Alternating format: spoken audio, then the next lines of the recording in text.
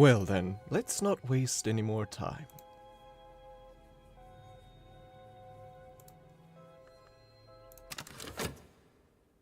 Welcome back. Yes, your eyes do not deceive you.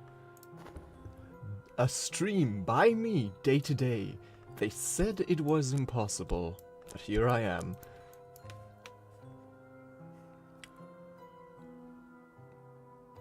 Also, don't let me keep you from anything important, Earl of Rats. Cultist Sim is indeed Cultist Sim, but certain demands of the mortal world can unfortunately not be ignored quite as easily. Alright, where were we? Right. At a sort of threshold. Some things are better, some secrets are better left unanswered, I think. Oh yes, we have one more treasure to bring back from the Shire. A certain body of a buried king.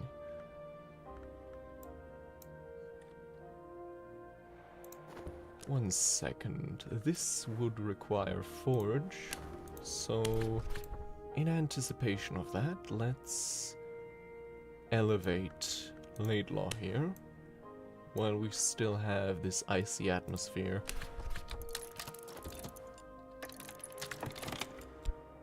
Lockwood Fen.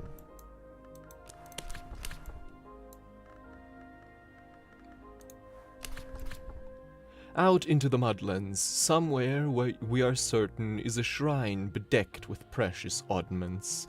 If the locals try to kill us, we're probably heading in the right direction. So, the reeking murk of the Fenlands is ripe with furtive life. Taciturn locals still watch the sacred places of the small and secret gods, the ones that answer prayers. We will no doubt need forge to cross the modern murk of the fen, and something else to deal with the locals. Sylvia, with moth, I think would be quite useful.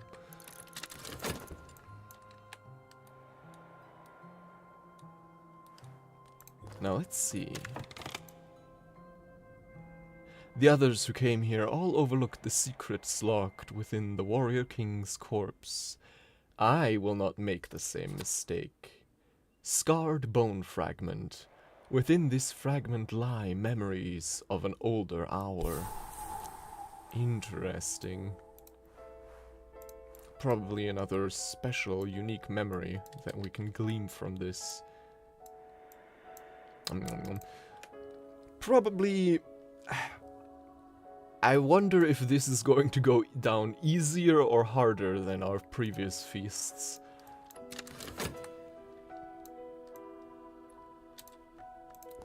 Well, you know what they say, watch your calcium intake. And let us dream of the stag door. The stag door is the Adept's Gate. To pass it is to be initiated into the first true mystery of the House of the Sun. The head, 𝐤𝐸, weeps to see me enter where it cannot, but it must let me pass. The scarred valves of the door grind open. Well, we'll find out, won't we? Of those flavors locked within this ancient bone. And the memories layered underneath. Visions abate. And our hunger increases. The hunger that grows in dark earth. The taste, the particulate taste. The taste which is neither fair nor foul. It comes to trouble my mouth again. My tongue will swell, my lips will blacken. The elixir has set its spores within me, and only dead flesh can quell them. And miraculously, we are still safe from scandal. Honestly, I had not counted on this working this well for so long. Oh well, I won't complain.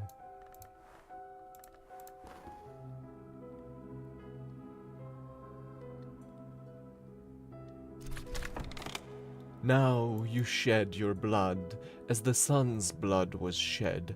Now your past is divided from your future, as the wolf was divided. You are not born, your service ends only in dissolution. Arise in silence. Laidlaw a disciple. Laidlaw has learned the clever uses of fire, copper, wax, and acid. And he'll make a good addition to our expedition.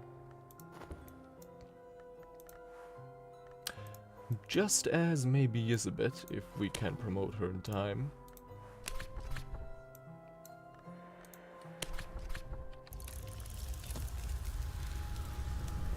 Yes, it will most likely work out without them, but having a bit more, it never hurts. The Ragged Lore. I've increased my mastery of the Ragged Lore, which we'd call by its aspect, winter. A white ceremony. When I speak it, my lips don't crisp with frost. Each time, this is surprising. I suspect they will in time with the higher principles of winter. We could theoretically increase it further with the Chiliarch's lesson. We do have a lesson learned in erudition. We could wait until it properly decays. In the meantime, the Feast of the Honeyed Dove. Feast upon a remnant. I'll grind it to powder and get it down. Mmm. Crunchy.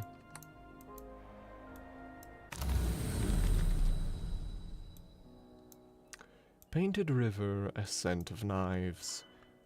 Painted River. There's a great chamber in the manses through which a painted river flows.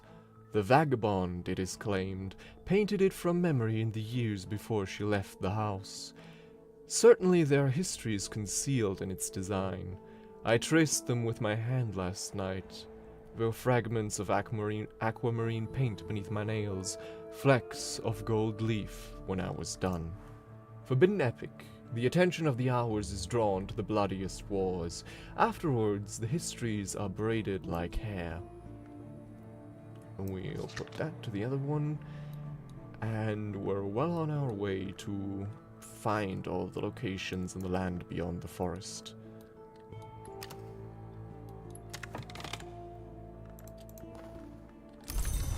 Yes, I think, although, no, we still have books of higher value to read.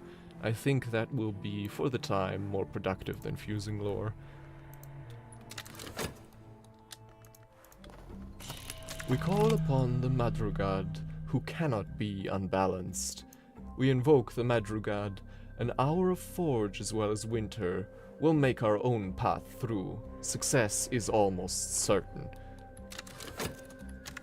Didn't know the Madrugad was also forge. Interesting.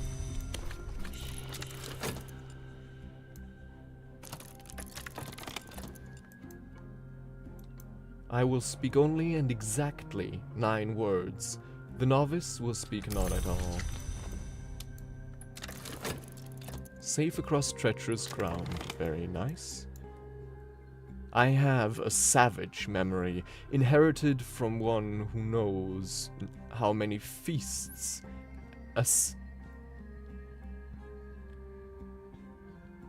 inherited from who knows how many feasts.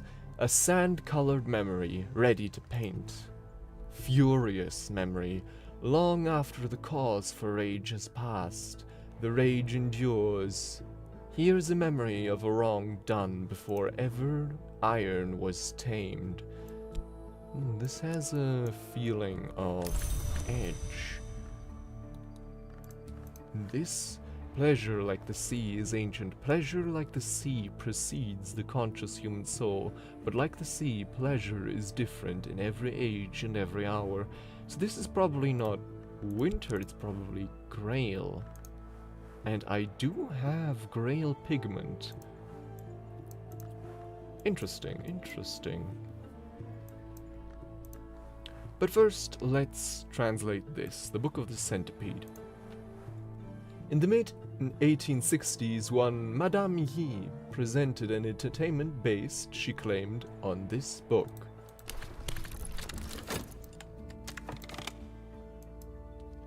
Let's see, do we have what it takes to... No, I don't think we have enough yet to promote 𝐦𝐮𝐬𝐭 to a disciple.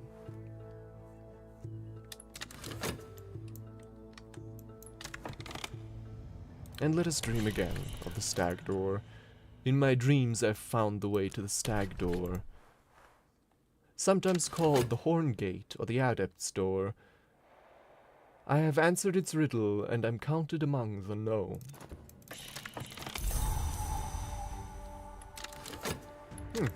Actually, this is... No, wait. It has a bunch of aspects, but sadly, winter is not among them. So we cannot use it to create a new disciple. Though, I mean, perhaps we could use it.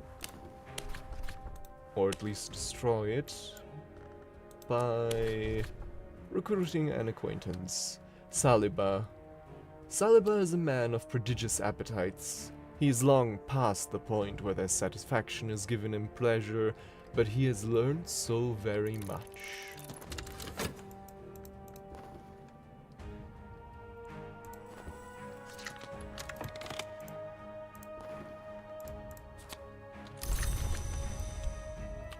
Right, now let us paint.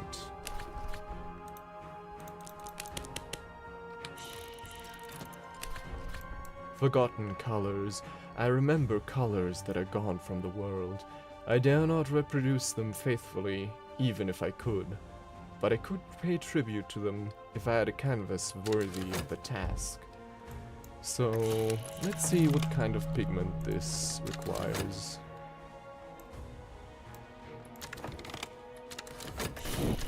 Against the Watchers, a likely deception. Awake! Awake! They're upon us! That way! Quickly! Now, I think... Likely... Okay, that doesn't really improve our odds, I think. So, let's just keep it like that for now.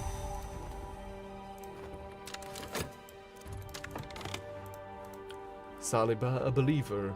𝐦𝐮𝐬𝐭 understands blood. He does not yet understand birth.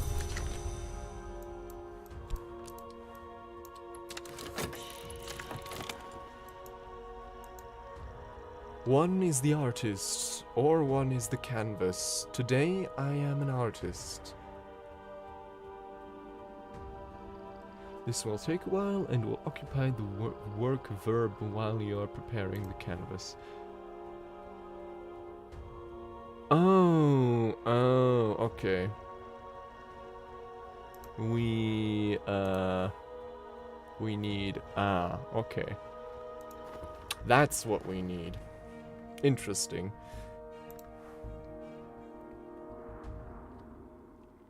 We need a special, unique kind of pigment. Alright. The Book of the Centipede. The centipede always found her way into the dark places.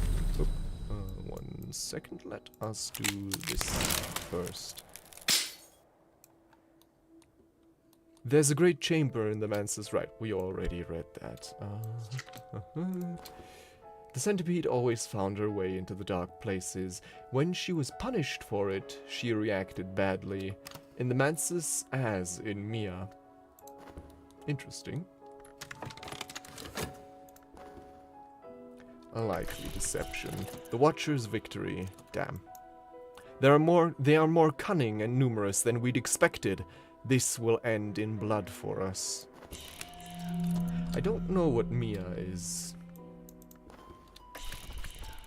logistical difficulties, though luckily no one got wounded.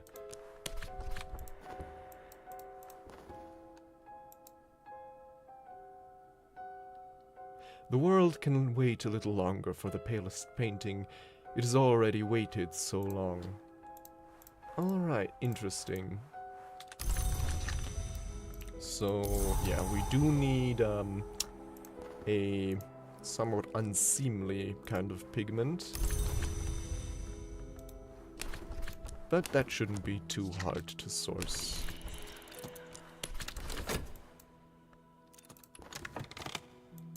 The river runs through the sands out of myth and into legend. The painted river runs the other way.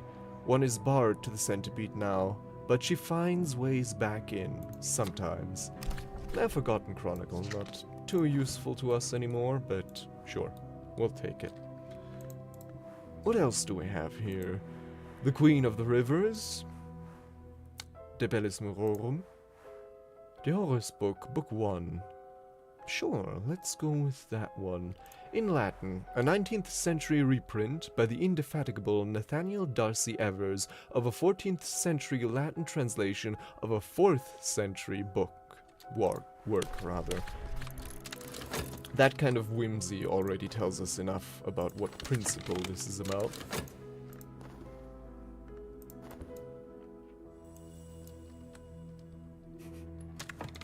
One day. Though I prefer personally to not use him as a material, but rather as an entrance fee to the spider store. But for that, I think we need to wait a little longer.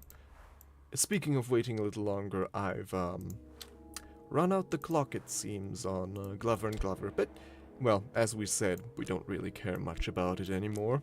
We have more than enough funds.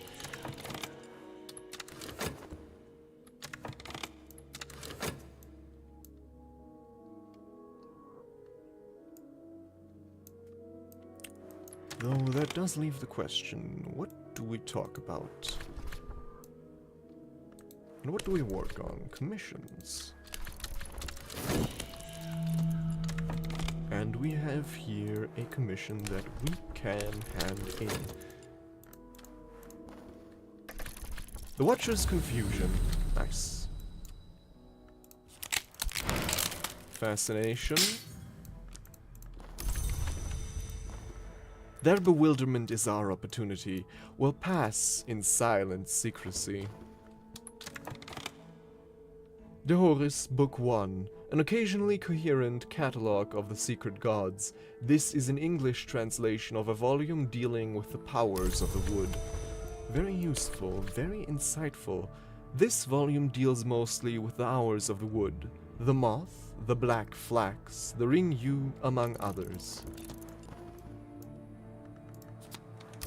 Nice. Silver spintre. Where did that... There we go. Does she have... Oh no, we're currently working on a commission from her. Let's also put these down here to make way for the spintre. And our appetites are once again rising.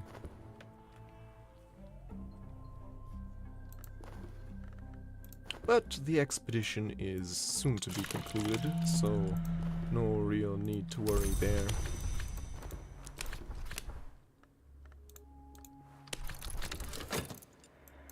Sickness.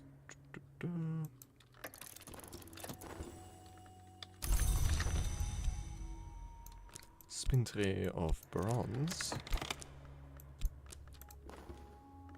De Horus, Volume 1.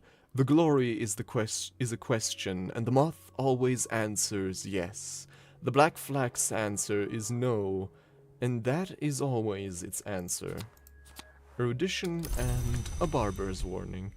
Not much, but we'll take it. But, now that we have all this erudition, we might as well use it.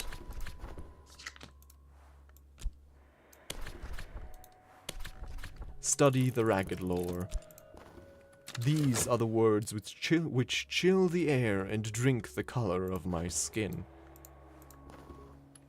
The ring-used shrine. Here on a flat rock, inches above the marsh water, is the throne carved of yew wood, ripe with fungus, ornamented with tarnished copper. This is the shrine we seek. Who knows, the hours, they have their own little ways. And in a lot of senses, it's not on us to understand what they mean. Or perhaps it is. Apple green paint marks ritual circles on the rock. The remains of sacrifices past squelch beneath our feet as we search the shrine. In a little hollow in the throne rests an oiled bundle of treasures. More vital pigment. The flayed tantra. Finally, a use for our Sanskrit. An icon of Saint Agnes. And a winged doll.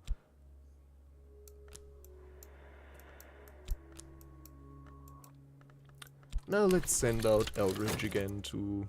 Wait, no, that was incorrect. I forgot. We need to first scout out the cemeteries myself. And then I can use my followers. Oh, also a trembling here. Not exactly ideal, but... yeah, not exactly ideal. Let's see. Restlessness, we can quell with this, because there's a dread season coming up. Erudition we luckily have in ample supply. And talk. Is there still a point in talking of esoteric matters? There kind of is. There are some slots that we don't have 2 followers in yet. And now... search for promising cemeteries. Prowl the streets, seeking places of burial which are close, but not too close. Populous, but not too busy.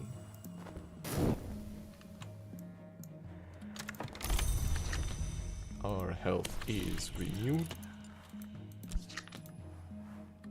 And our ascent to the stag door. There we go. A disinterment. Stealthy excavations by the soft light of a hooded lantern.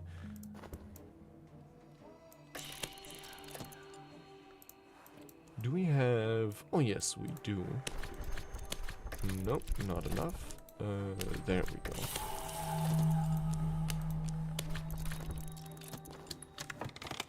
The ragged lore. I've increased my mastery of the ragged lore, which we call by its aspect, winter. And now that we have 2 of these, we need an HQ with a pit. Doesn't this have a pit? Yes, it does. Very good.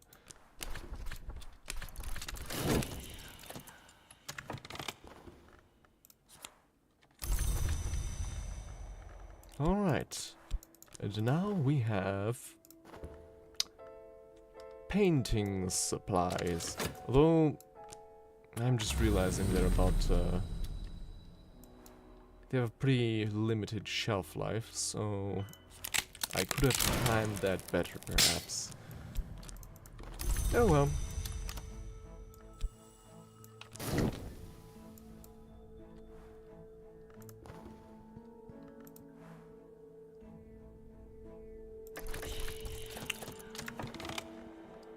Ah. Rhaenyra has been found not guilty 3 times in 3 separate jurisdictions. She will likely never be found guilty of anything.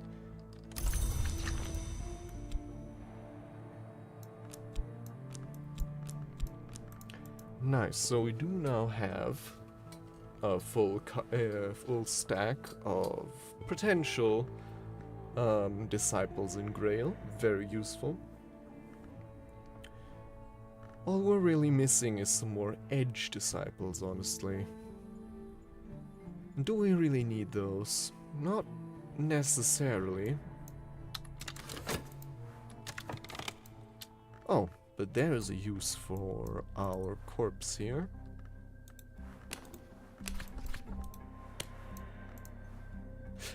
Oh, why, of course, yes. We've given up our winter lore because we're currently studying it. Yes, but edge is also easy to get by other means, so... let's instead employ the services of one of these hanger-ons. This one is ready. Usefully malleable, but they'll probably never amount to much.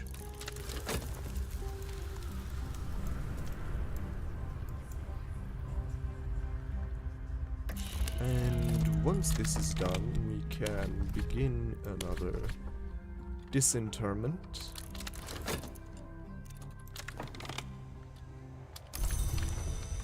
Another manuscript finished, and now finally, let us actually complete this painting.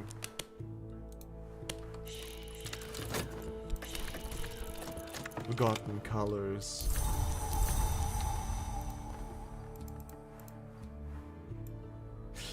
Ah, blast. The erudition has decayed. Damn. No, well. There's always next time. Wait, what?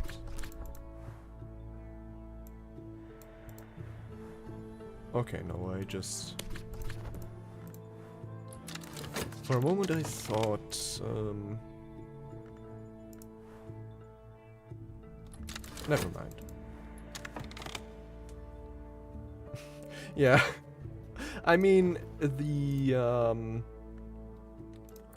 text for a corpse, a human corpse, does say it might impress the impressionable, and, I mean, this pawn does look impressionable. Like, look, we have a real dead guy here.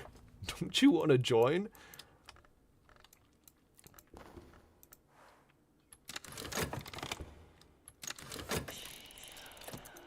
Let's hand in this commission. The shovel strikes wood. That's a good sign. If the coffin is too far rotted, usually the remains are scant. The spirit is departed.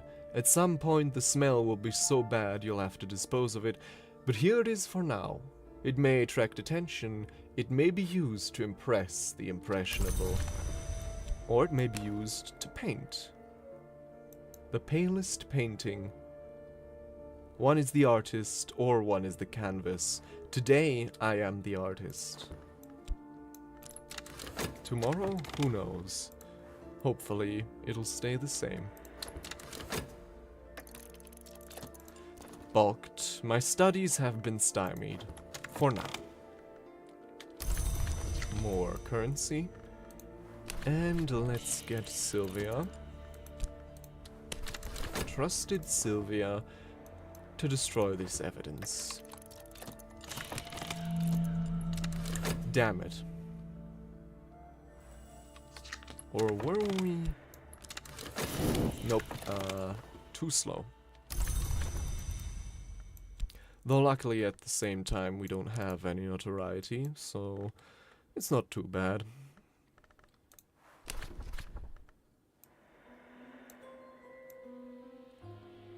Although no, we might actually be in time.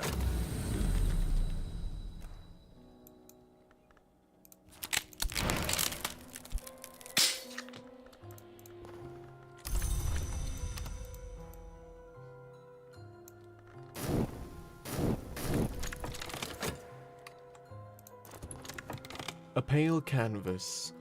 The preparations must be made in secret in a room that has no windows, but nevertheless be extremely well ventilated.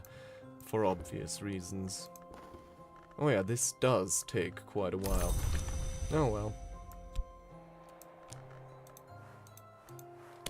I am very curious to see what will come out the other side. In the meantime, let's actually read whatever's to hand. One erudition will allow us to improve our knowledge of winter.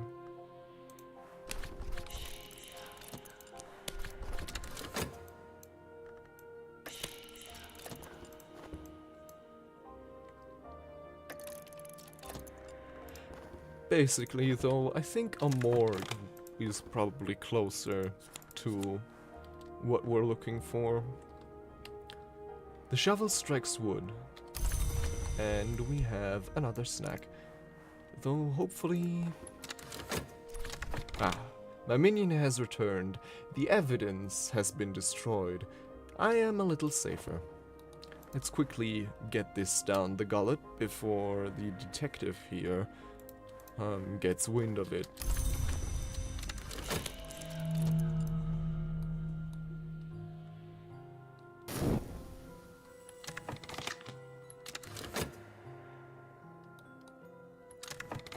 And in the meanwhile, should we... Yes, let's uncover another location. In the land beyond the forest.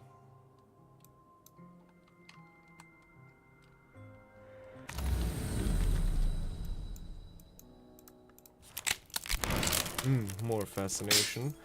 That could eventually become a problem, but for now, I think it's not too bad. Feast of the Honeyed Dove. There's sometimes something left over which must be buried again, but one can be efficient.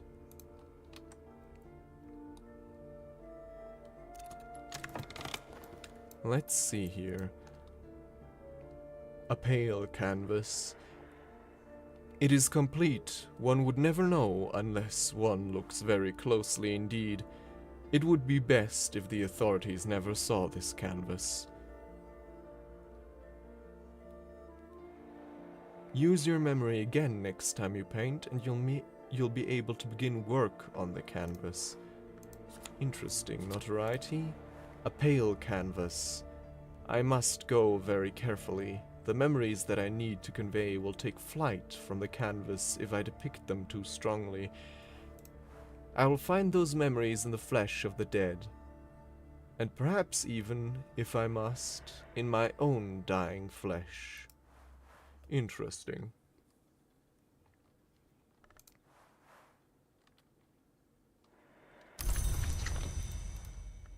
A pale canvas.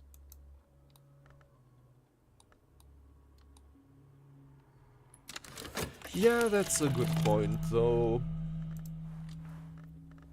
I mean, the 𝐦𝐮𝐬𝐭 also has a library, I think. Though... I think for the moment having the Darkened Warehouse is also quite useful because it has the pit, and winter lore very often requires grim lessons. And for that, having a pit is very useful indeed.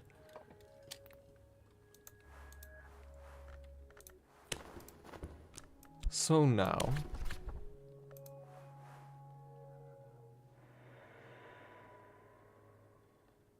if I once again paint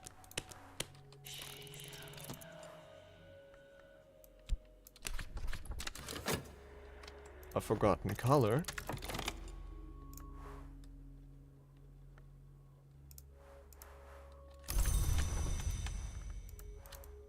what will that net me?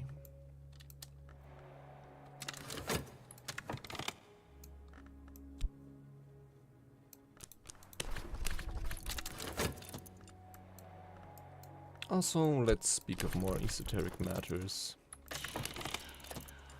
Voivode's Citadel. In the days of the great power of the Turks, a man of power ruled here. Over many years he fed many thirsts, until his own thirst overcame him. I have learned that both his treasures and his victims may yet remain in an untouched vault below the castle.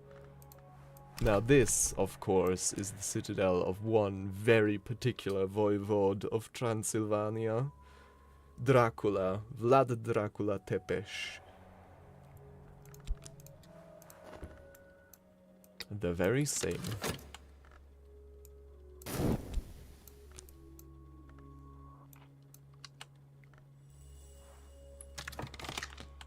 Exactly, yes.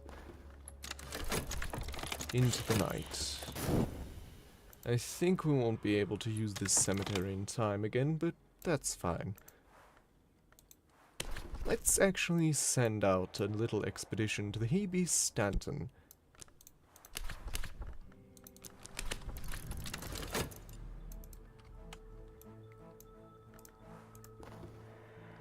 It is rare for passenger vessels to visit the grim island where the 𝐫𝐶𝐬𝐬𝐭 is docking, but we can charter a fishing boat and trust the sea behaves.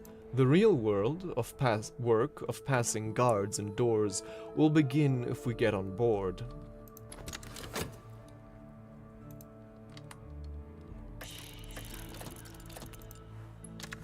Erudition for the knowledge challenge.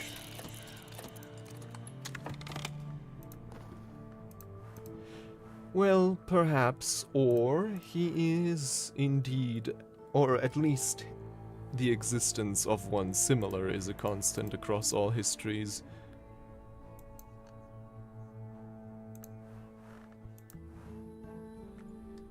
In a night blue mansus haze swims a coral palace crown which yields now and then to the moon. At its foredge it absorbs the lesser names, coating them with minerals and juices, and at its rear edge it expels them, polished like jewels, but not all of them. The others go to feed its thorny side heart. Interesting.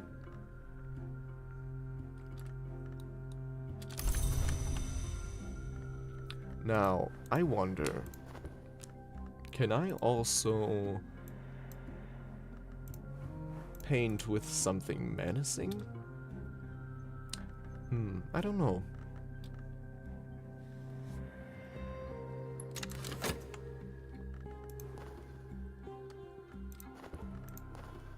Yes, we have a western sea. Most of these islands are well known to the histories, but our destination lies in wild, uncharted reaches. We'll need heart or forge to survive. Watchers, mortals, perhaps even ordinary mortals, but quite a number of them. They can be fought, seduced, or deceived. A warded door. An engineer or an adept has ensured this door will not open easily. Forge or knock will defeat it. Our hunger increases. We need to be careful.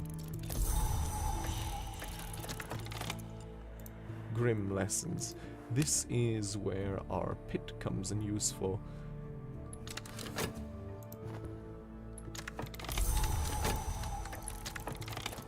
And who have we found here?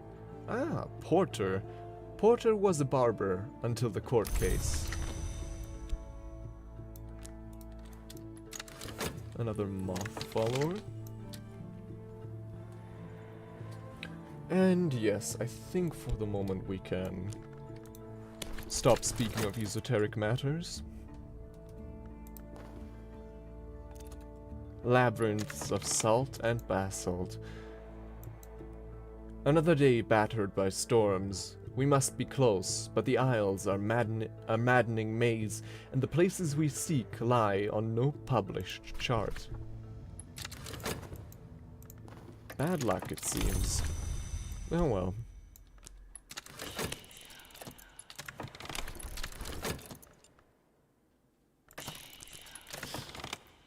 An expedition member has fallen.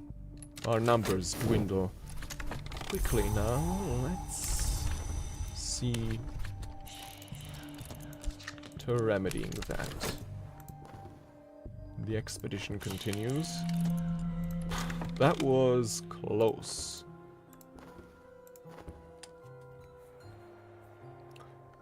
just getting wounded just as the season of sickness rolls in. Had we not acted immediately, that could have been that.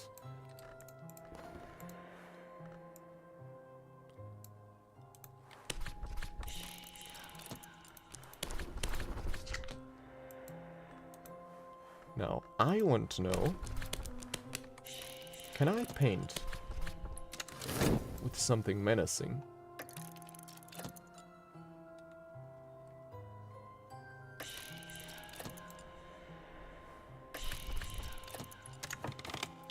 I can, but it seems it's not...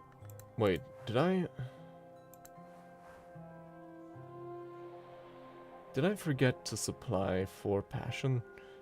Yeah, well.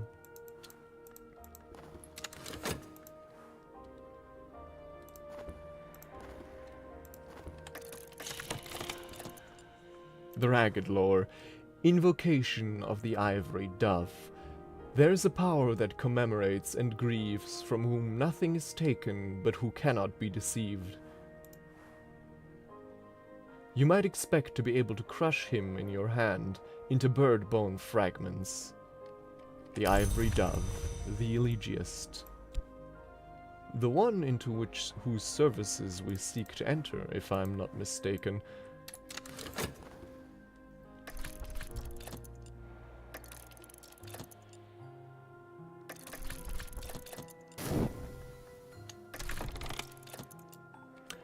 Alright, so this just creates notoriety, and he has some knock from his scars. And we're safe across the sea. Very nice.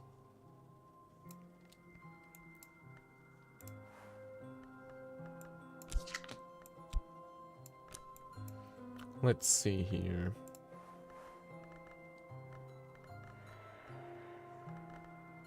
I mean, sure, let's use something menacing. As a medium.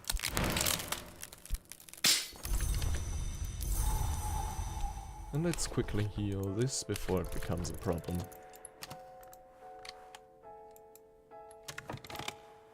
And let us translate this. This tantra is recorded as being spoken by an enigmatic individual and identified as Peel, with many of the qualities of the mythological Naga. The flayed tantra played a notable part in Alexander Sparrow's paranoid pamphleteering.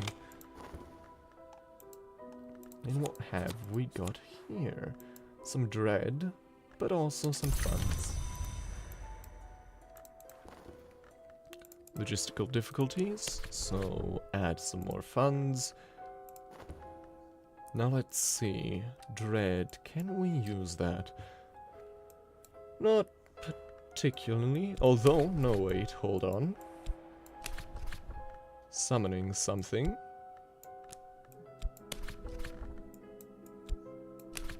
Summoning a servant of the sun in rags. A deep winter's cold to name and draw the maid in the mirror, edge to match her keen cruelty. Oh yeah, I mean, they don't have any evidence yet, so I'm not too worried.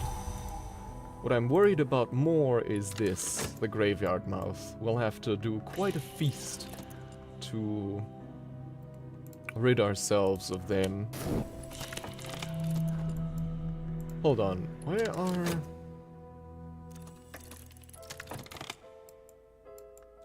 where's everyone else on this expedition? Didn't I send... Oh no, wait, I didn't. I didn't.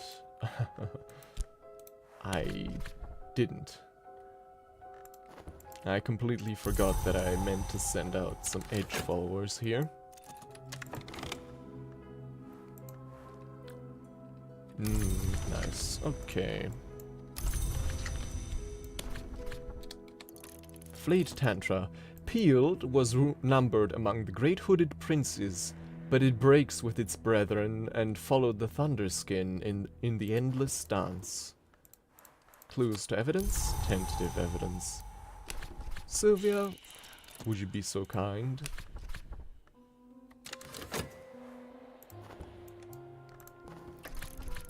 Ah, the Watcher's victory. They are more cunning and numerous than we'd expected. This will end in blood for us. The thing that was a woman has no expression of her own. The movements of her eyes and mouth always match mine, as if I were looking in a mirror. Her fingernails are sharp as glass. Made in the mirror, the ascent is glass. The walls are knives. Each step is blood. The dead who rest before a new cracked mirror, who pass through the peacock gate, who master the sharp stair, those dead enter the service of the sun in rags, and now, for a time, into our service. This maid has an aspect of 10 winter, 10 edge. She will be of quite a service in our expeditions.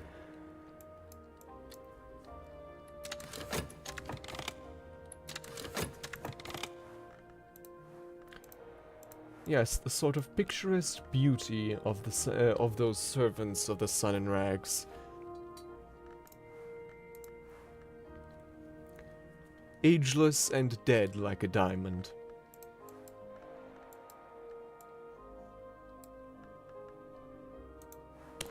Now, let's see. Supply the proper amount of passion. And this memory. A forgotten color. On a bed of dunes beneath a red low sun, a monster wrestles itself while attendants crowd around its flanks. It is flabby and huge, the color of dirty sulfur.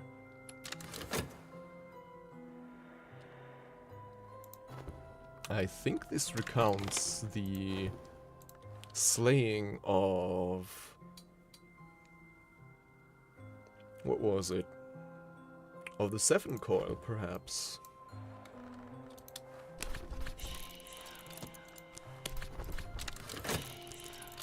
Ah. An expedition member has fallen. Our numbers dwindle.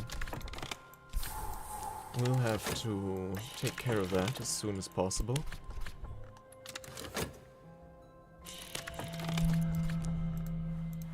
And also some more funds.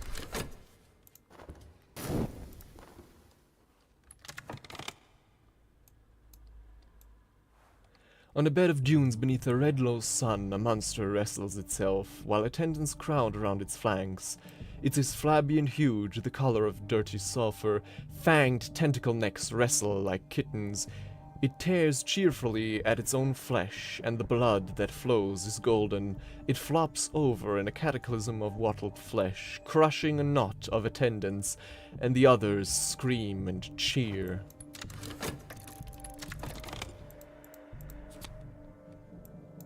Once Peel had peeled itself, it had the ink it needed to write the Tantra. It had to face the wrath of its fellows. Here is the invocation it used to fend them off. Geminate Invocation. The cisterned witch has always been invoked for protection at crossroads and at moonrise and where the land shelters the sea.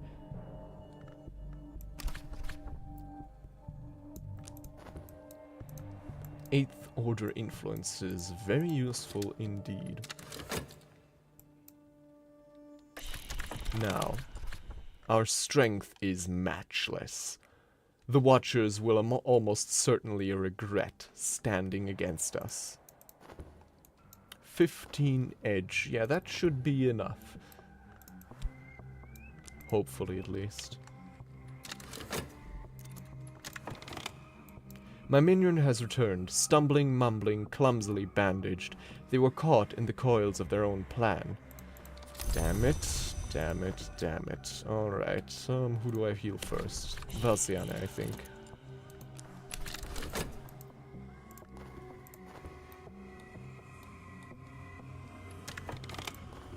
Yes, and we are about to... Exactly. We are about to see that unraveling quality firsthand.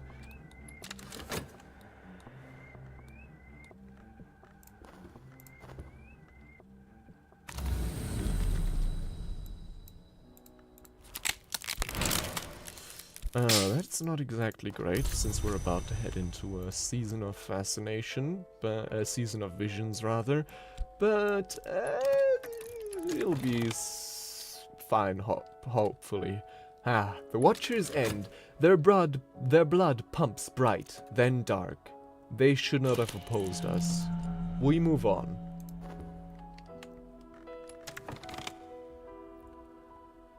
While attendants crowd round its flanks, right, the others scream and cheer. Interesting. The color's tidal. The color's 7 called. Aha! I was right.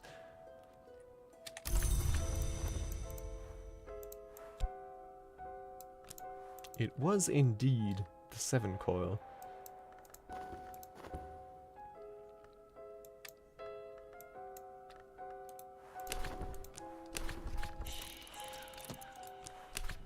And I think that's why that text sounded familiar to myself, because I think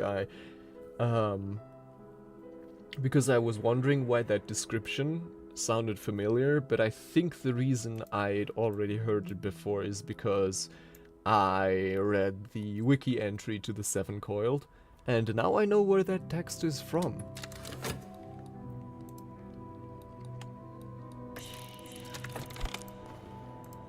Logistical difficulties, and after that we should do well to add one of our forge followers.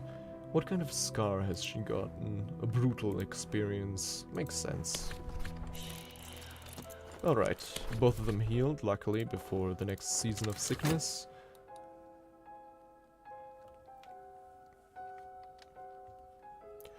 We do, although unfortunately, have a high likelihood that...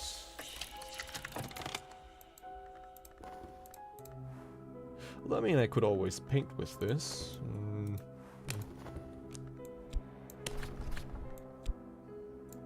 One of these two here. One of this.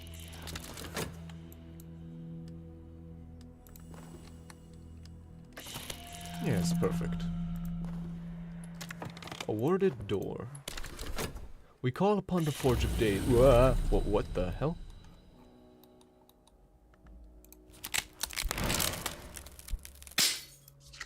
We call upon the Forge of Days, who ends what will not change. Our tools are ready. We should be able to penetrate this warded door. And if not, we also have Laidlaw in reserve to aid.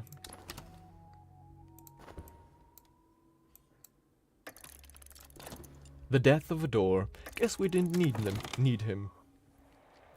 Pain's Gate. The wound is healed, as much as it will ever be. A gate of pain and possibility remains. Half-healed fistula. Not all doors are wounds, but all wounds are doors.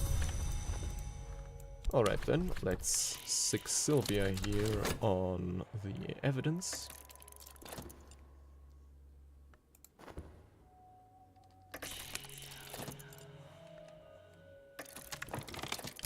And while all of that is underway, we'll just repeatedly make use of that notoriety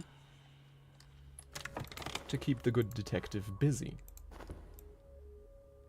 Yes, but we'll wait a little bit until this has almost run out and one of the notorieties will have almost decayed.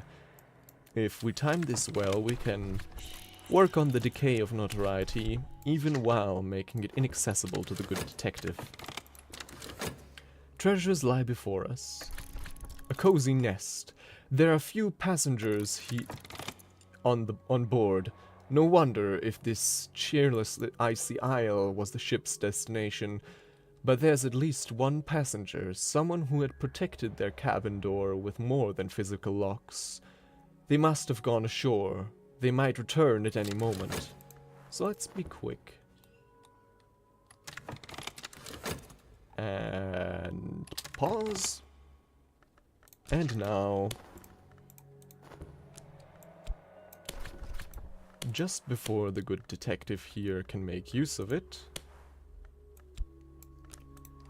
we will whisk away the notoriety. And my minion has returned. The evidence is destroyed. I am a little safer and a lot happier. And the good detective here will have to work overtime, I'm afraid. We empty the luggage, upend the books to shake them, turn pictures to check the backs. We find clothes, tickets, maps, nothing out of the ordinary. Although there is a curious translucent material like a sheet of snakeskin draped over a chair back. At last, when we slash the mattress to search its stuffing, we find a little collection of ivory scroll cases. Quite a few tantras. The Ceaseless Tantra, the Leonine Tantra, the Fire Circle Tantra, and the Incandescent Tantra. But now that our explore tile is freed up again, let's search again for promising cemeteries. Though I will have to excuse myself for a second. I will be right back. Also, I'm realizing something is going on with... Hold on, let's see, what... Alright, yeah, now it's fixed. I'll be right back. 1 second, please.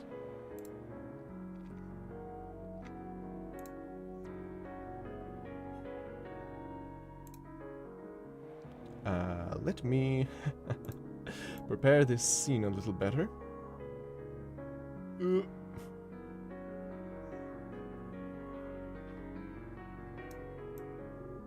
God damn it. I command the OBS. Follow my will. There we go. Alright.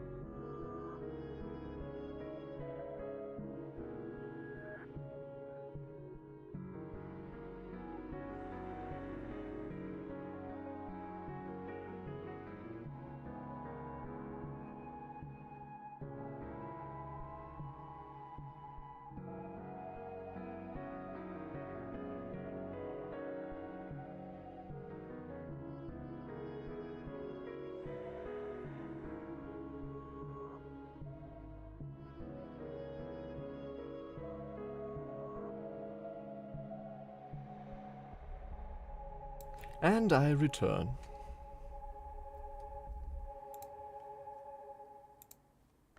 Yes, I shan't forget the notoriety. But I wouldn't worry too much, though at the same time not too little either.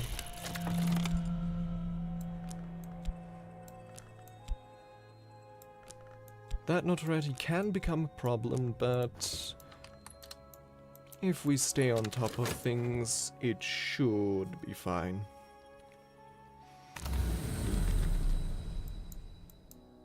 if the worst comes to pass, I mean, we can always, now that we have the maid in the mirror, we can always retire the good detective, so to speak.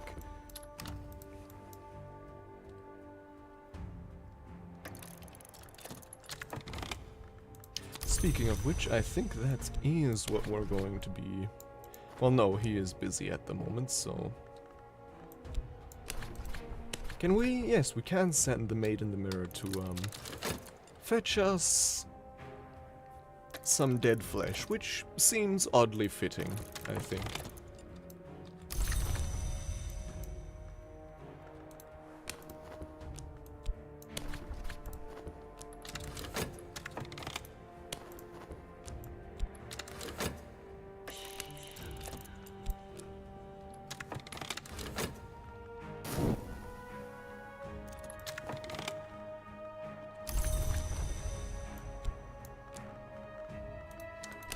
Now, we have 3 aspects of hunger, so 3 times we should feast.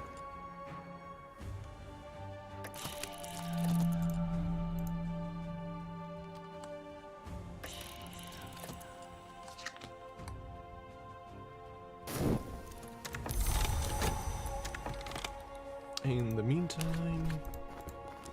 Well, no, perhaps... Let's call it an early night. Maybe we'll get some fleeting reminiscence out of it.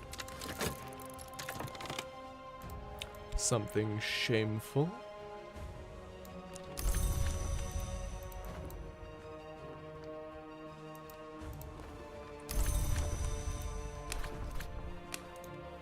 And once again...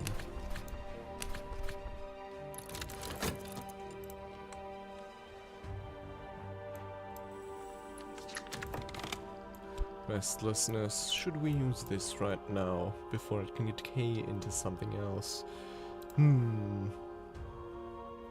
We could also use it, once it turns to dread, to summon forth another maid in the mirror. And it would also quell the visions. Meanwhile, let's get a commission.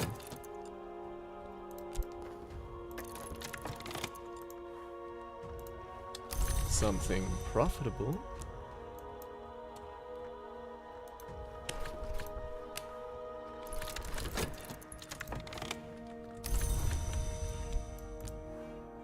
And one last feast, and then we're good again, for a while at least.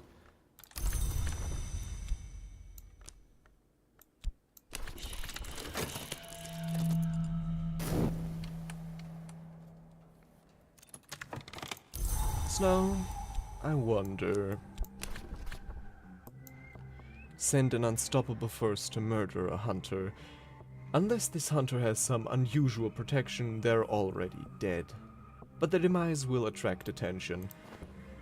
I think, I may be mistaken, but I think a maid in the mirror does actually have a chance to instead imprison a hunter instead of murdering them. That would be preferable, but I can work with both.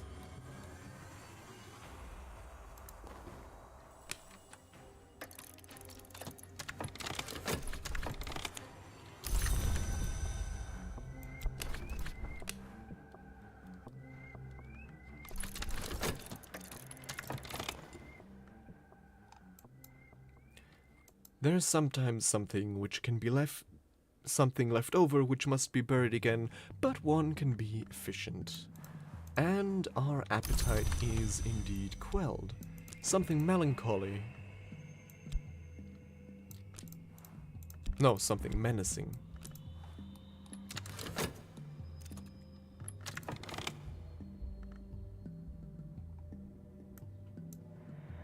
I dreamt of the rain, whispering in the eaves, tapping on windows like an old friend, hissing prankishly in the chimney.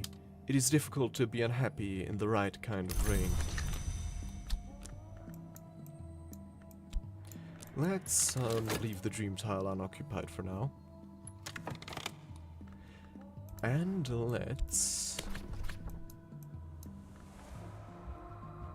go out to Fermier Abbey.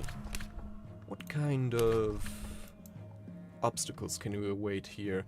Fermier Abbey folded into the forest like a jewel bug smuggled in a green robe. If we can make it through the forest, we'll still have to face the monks. Alright, so through the forest, which I think will need lantern. Or moth, but we'll need moth for other things, so lantern. Yes. Long ago the primal trees marched from sea to sea. Some traces of their reign still survive, like this dense and choking territory of root and thorn. The practicalities of forge or the mysteries of moth may see us through. Damn, okay, so not lantern. Forge. No matter. Hunting a hunter. I await word.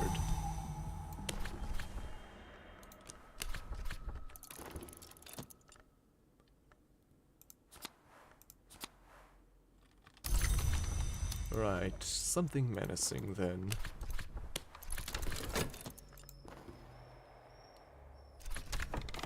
My minion has returned with a trophy. Good. And now, let's get rid of the last pieces of remnant.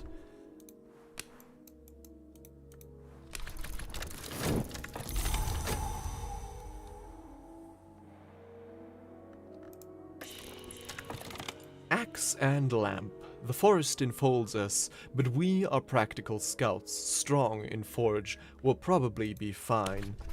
Steel and fire. Forge is ingenious, forge is ruthless. We'll almost certainly make it through.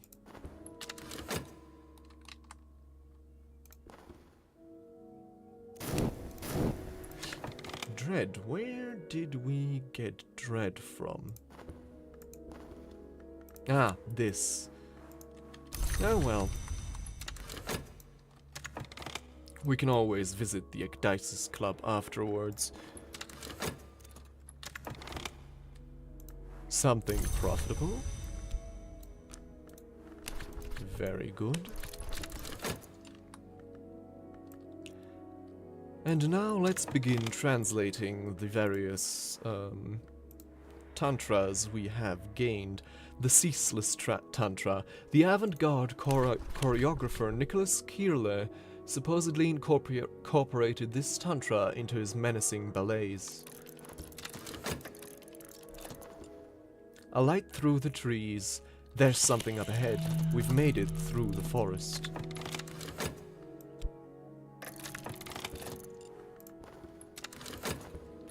And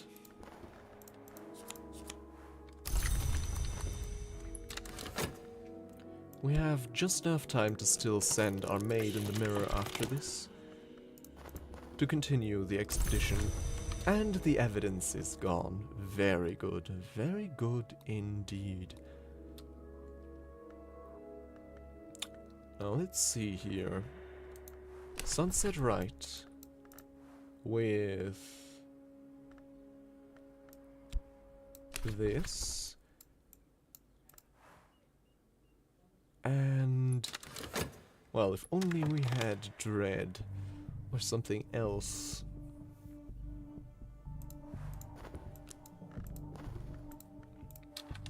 I suppose if we again go to the Ascent of Knives, we might find what we seek. An edge influence. That way we could summon another maid.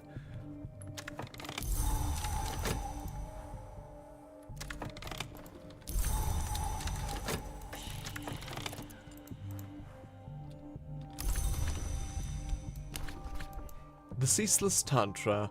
The Ceaseless Tantra is devoted mostly to warnings about the lively creatures called percussagons, but concludes with a chant which can be used to summon them.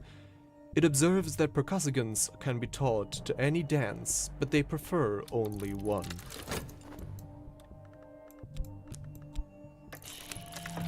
And, apparently, they can also be taught to juggle.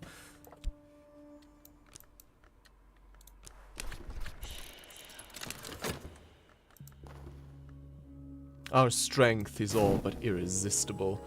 We will dapple the earth with holy blood. The monks silence. Alright, an urgency of appetite. Not quite what we sought, but oh well. Their bodies lie in robed huddles, each indistinguishable from the next's. We step over and move on.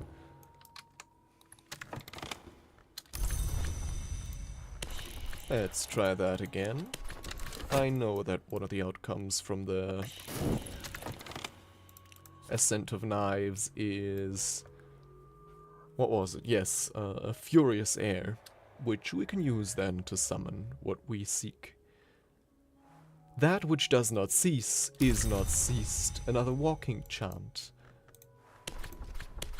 And now, the incandescent tantra, Michael Blockley, the eccentric iron magnate, was fond of quoting this tantra. Blockley died in a factory fire. Maybe, probably, hopefully. Because to enter the spider's door, we'll need a willing or not so willing guest to accompany us. But getting hold of someone like that shouldn't be too difficult.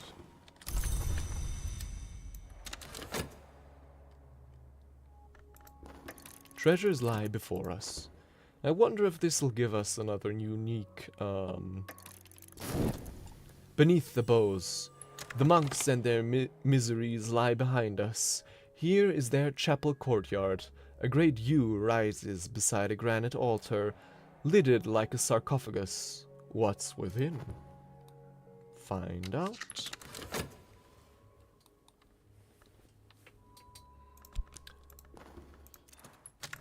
Alright, how much appetite have we now? 2. Not too bad.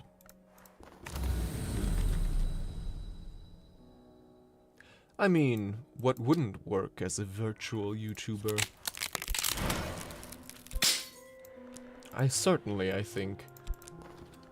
You could, I think, even directly take this, like as a base, because it is detailed enough and, you know, have some interesting effects on the cracked halo on the back. And if you want more detail on the body, because of course the head, the portrait there only has the head. Which one was it again? One of the hours could actually help you there, because it looks also like made in mirror. Hours...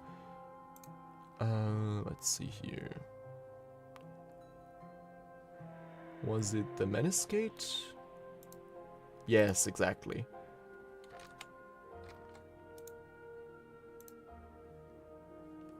So you could essentially... Oop, that is the wrong display. There, that's the one. There, you could essentially use this, I think, as like a base for the body. But enough of that.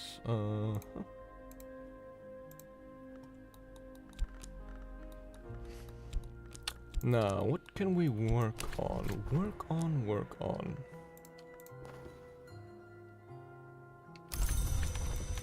Oh, I mean,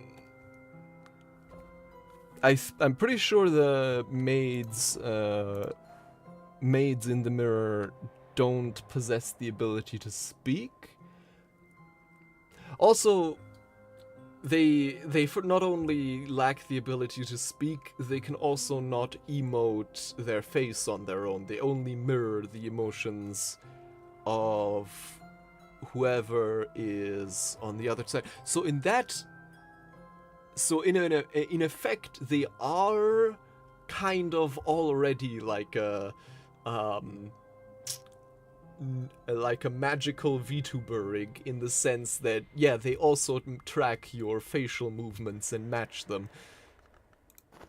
But they themselves, I think, can't emote their face unless matching that of someone opposite to them.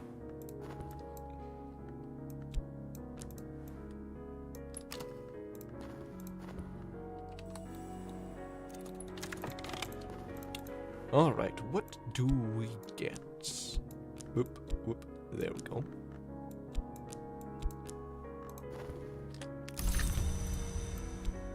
Ah. The Magus von Brand's authentic and unique account of the true tongue of the true Holy Land of the Highmost, written excitably and in some haste by a gentleman in the grip of a transcendentalist enthusiasm, but nevertheless a useful guide to Aramaic. And we've also translated this. What else do we have? The Tantra of Worms, De Horus, Book 2, The Thirsting Tantra, Against the Sisterhood of the Knot, and The Foulness of Their Depraved Customs. Hieronymus Pseudo... oh god, what is that name? Hieronymus Pseudo-Hypnerotomachus wrote his furious screed about the sinister influence of the sisterhood of his own church of the unconquered sun. Interesting, interesting. So this... I mean, we don't have any Aramaic works yet, so no real need to read this yet, but if we ever do, we do now already have the means to translate it. Let's speak to... no, actually. Let's use the maid to summon another one. That's what's so useful about the Sunset Rite. It's essentially, as long as you have enough knock, which... oh, damn it, I don't have enough knock, do I?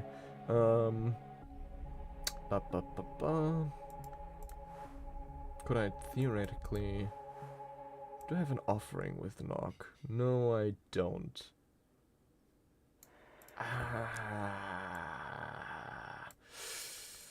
Okay, then I think I'll preserve her by doing this.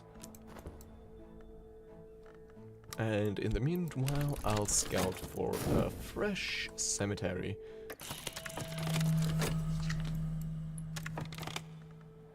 And I mean, timeline is a bit tricky, but maybe I can squeeze in a study of this, because yeah, it's close run, but this erudition should be still in place before.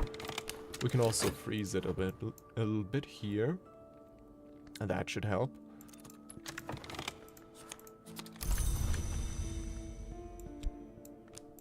And now let's uncover more locations in the land beyond the forest.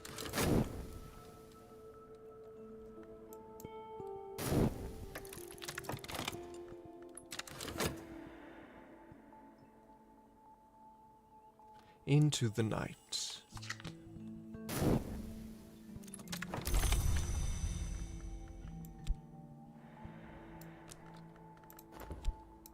Let's talk to her again, preserving her a little bit more.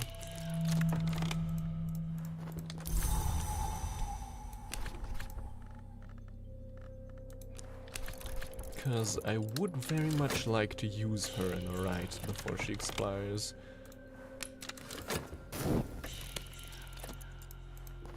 Alright, who do we have next? Someone is meddling. Tower 𝐸𝐿𝐿. The blasted stump of a building, the air festers. Whatever power destroyed this place still clings. Only one floor remains above ground, but we suspect more space below.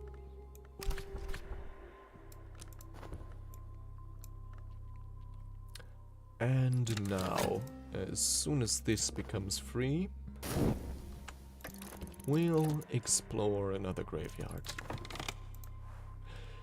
I mean, theoretically, nothing's stopping us from, you know, dealing with Mr. Wakefield here right away, but I think I have, grander plans for him. Zachary Wakefield, a melancholy but remorseless inspector of police. He has recently been seconded to the Suppression Bureau, a meticulous and grim inspector, or rather hunter. This hunter always succeeds at creating evidence from notoriety, and grim hunters cannot be swayed by the allure of the glory, but their own despair may destroy them.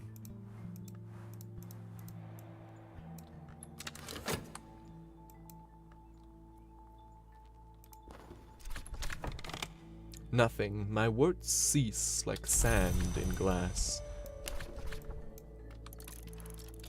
God. Wrong. Nah, whatever.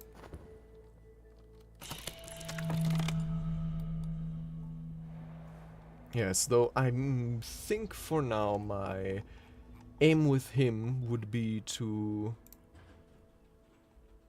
you know, hopefully get 𝐦𝐮𝐬𝐭 relatively soon, and then once I have him, we can get this guy into our custody and then use him to go further in the spider's door. Okay, so that was not what I wanted, but oh well. At least the maiden mirror is preserved.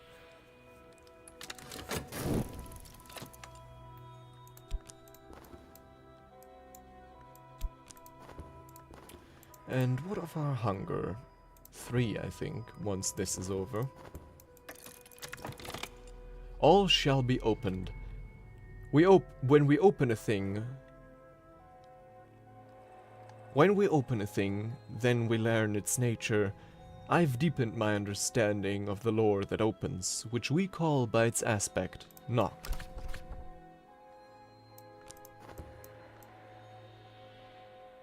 Yeah, yeah, that's true actually. Good point. I mean, if we already have the offer of 𝐸𝐿𝐿𝐿, let's just, use them, but not exactly in the way they would expect.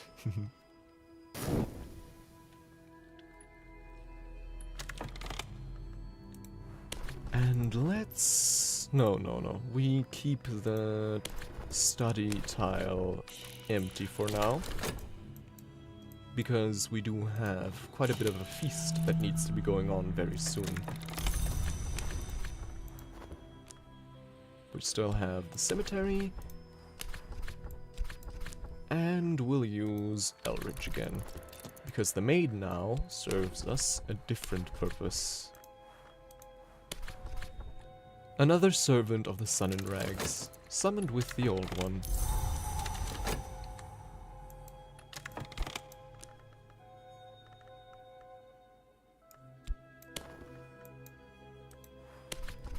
This one must serve another purpose now. Into the cupboard they go. Goodbye. We'll see each other again soon enough.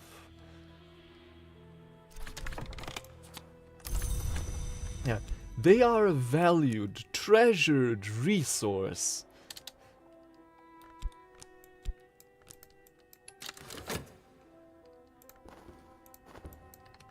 Alright, so now we have all we need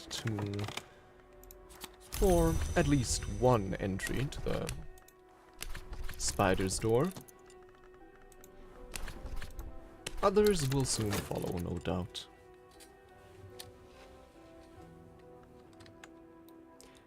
We do also have, you know, pawns, but I don't know, I like to keep them around. Because they are, unfortunately, a somewhat limited supply. Now, the way to the spider's door. In my dreams, I know the path through the silken sands to the spider's door. If I slake its thirst by spilling fresh blood before I sleep, it will open to me.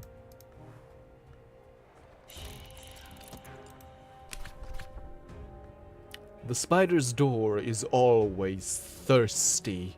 Always. The blood I have given leaks in threads and spills through the skin of the world, and the door drinks it, and a moment's satisfaction swells its opening until I can pass.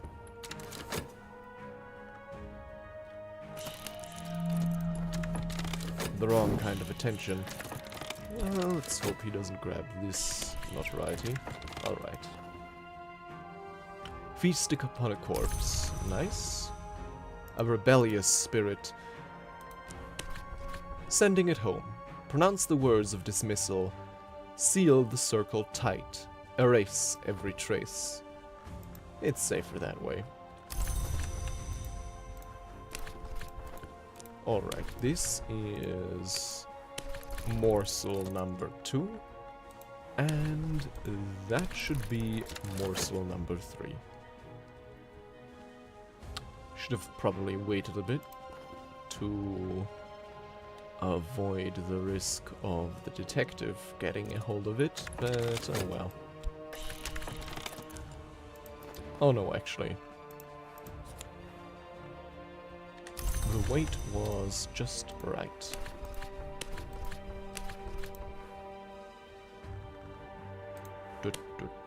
Yep, like that. Maybe this summoning will be a bit more fortunate.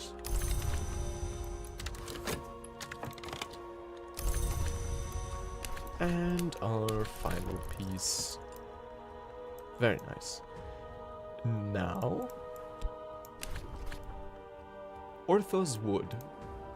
The pines grow thick as hairs grow on a dog's back.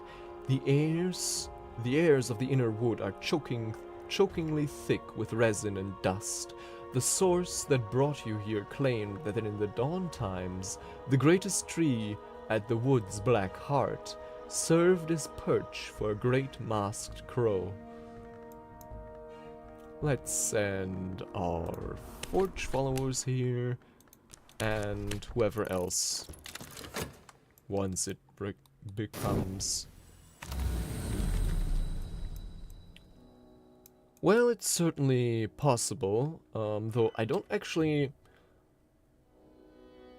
know if the Maya ever... I mean, they probably also did human sacrifice, but the ones really famous for it are the Mexicas, or the Aztecs as we know them. Alright, Maliary or Chamber of Ways? Maliary. An incandescence. Change follows fire. A 15th order influence. This might be the personal attention of an hour. This can be used in some rites to summon minions. Yes, this can be used indeed to summon a certain someone.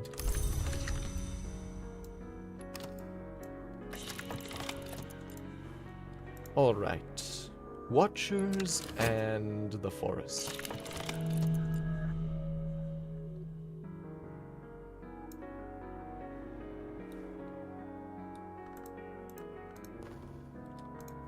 Yeah, though I think the Mexicas actually sacrificed it to fuel the sun in a way.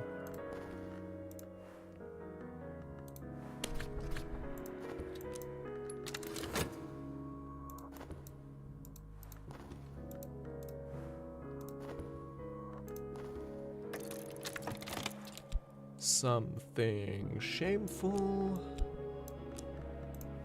something profitable. I think all of these work best if used as for the medium.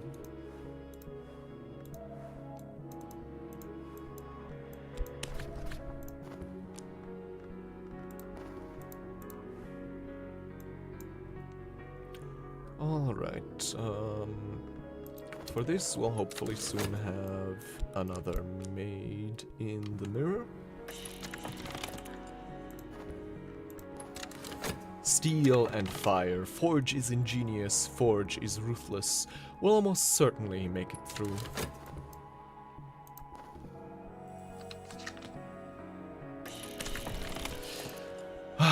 Another rebellious spirit, really? Alright. Safety first, I think. But let's preserve this before it sputters out. Would be a shame to lose this. A light through the trees.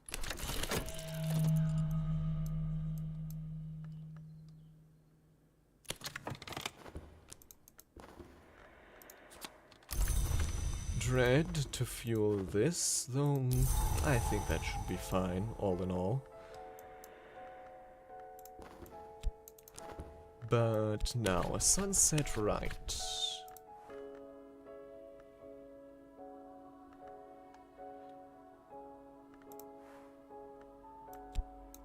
Summoning something. Lantern. Summon one of the name emanations of the Forge of Days. King Crucible will come only when the room glows with the aspect called Forge. He also requires lantern for the light of the glory that he claims to know.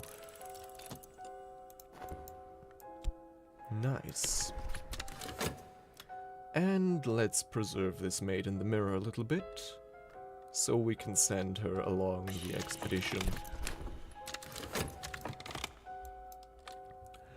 Now, what to study? The Incandescent Tantra, since it's already translated, dialogues with an entity called the Crucible Prince. Interesting. The prince warns about the appetites of his mistress, the Burning Queen, and the peril of the naked desire she shares with the sun, but professes his loyalty nevertheless. Interesting. I wonder if that is the one we're currently summoning, just before their, shall we say, promotion, or ascension to whatever throne they lay claim to.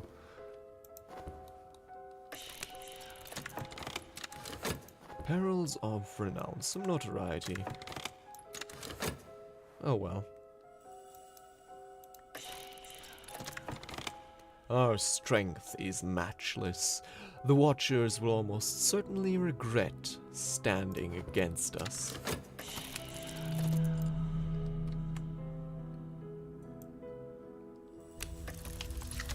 Ooh, that's a second despair.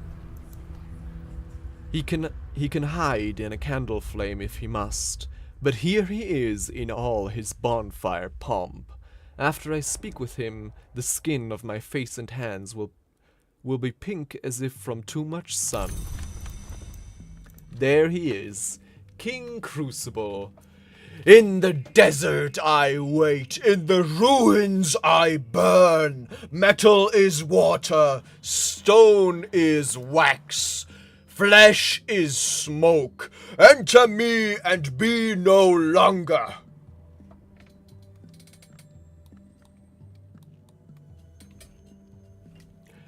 12 forge, 12 edge. We could certainly send him after the detective, but I think that'll net us little more than another corpse. Although I'm not so sure, actually.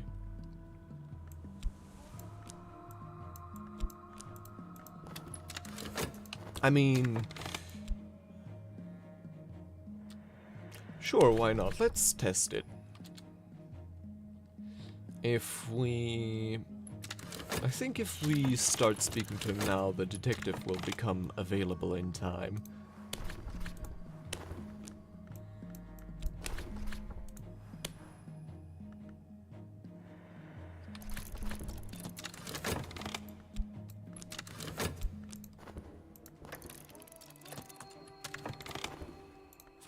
The incandescent tantra.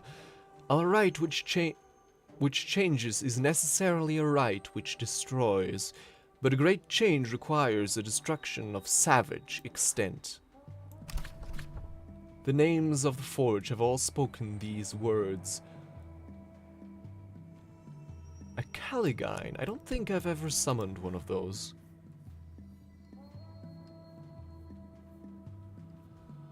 What else are there? A hint? A maid in the mirror? A percussagant? Oh no, wait, I think I've summoned one of those before. A 𝐫𝐶𝐬𝐭. A being made from smoke. Oh yeah, right, we can use King Crucible to learn Mandaic, but I think we need to know how to speak Aramaic before that. Yeah, King Crucible is a scholar of, let's see here, Mandaic. This spirit may be able to teach you deep Mandaic if you know a related tongue, though I think that related tongue is Aramaic, so let's learn that one first.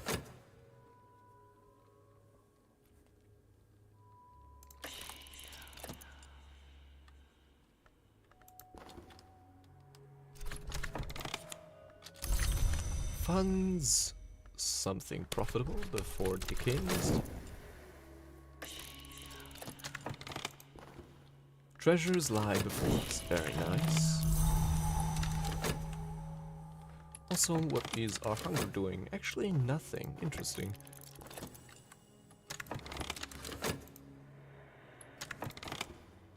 Okay, so no, we were not ready in time.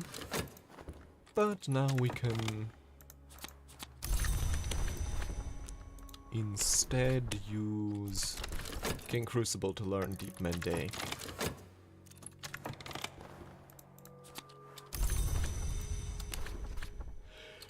Together we will commemorate the tongue of the unburnt god.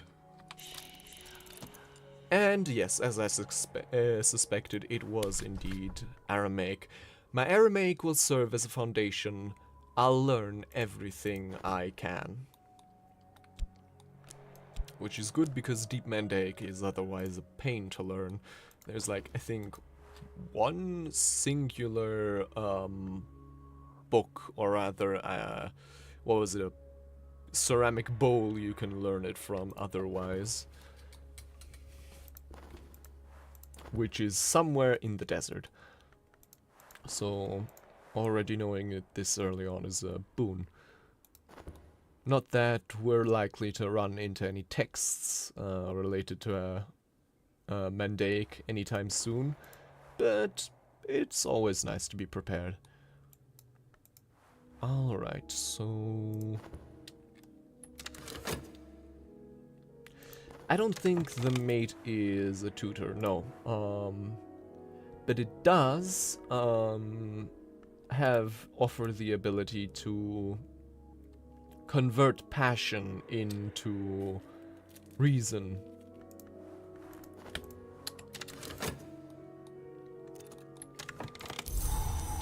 Alright, Inspector Wakefield with tentative evidence.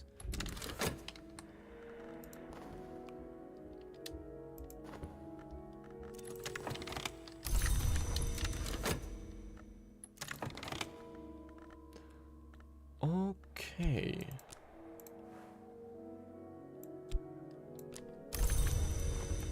What do we have here? The mountains as upon the plains. In the mountains as upon the plains there may not be a path where none has passed. A work by Ninegala of Lagash. And bewilderingly, it's written in Vak.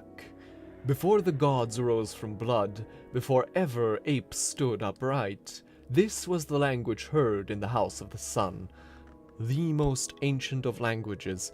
Yeah, it'll probably take us a small while before we can speak that. We have some lethe, a dark and syrupy liquor favored in unnamed forest villages, the tongue and the eye. And now we begin. Forget your name, forget your skin. Interesting. A whispering amulet. It knows what I desire, or I imagine that it does. Interesting. Oh, I wonder. It knows what I desire, or I imagine that it does. Maybe this actually changes in the base game based on your dedication, but since we're in the DLC, maybe it doesn't. Or maybe I'm just imagining that. Dappled mask. In the forest where the moon couldn't go, the boughs of the trees were woven together like bandages of lovers. The moon might change herself to an ant, or to a bird, or to her sister, but the forest would not yield to her penetrations, no matter her caresses. One day we came with our scissors, and we severed the branches until the moon and the blood dappled the rotting leaves on the forest floor. Interesting. Is that the significance of the scissors in moth iconography? That scissors represent the cutting down of old growth? I mean, if enough moth is if there's enough invocation of moth, one can forget a great many things, and skin might be chiefly among them.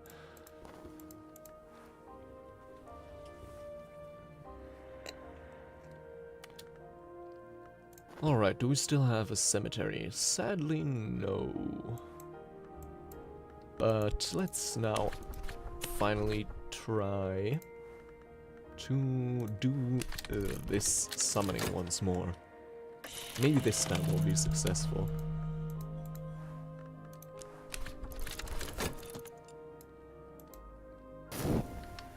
Alright, and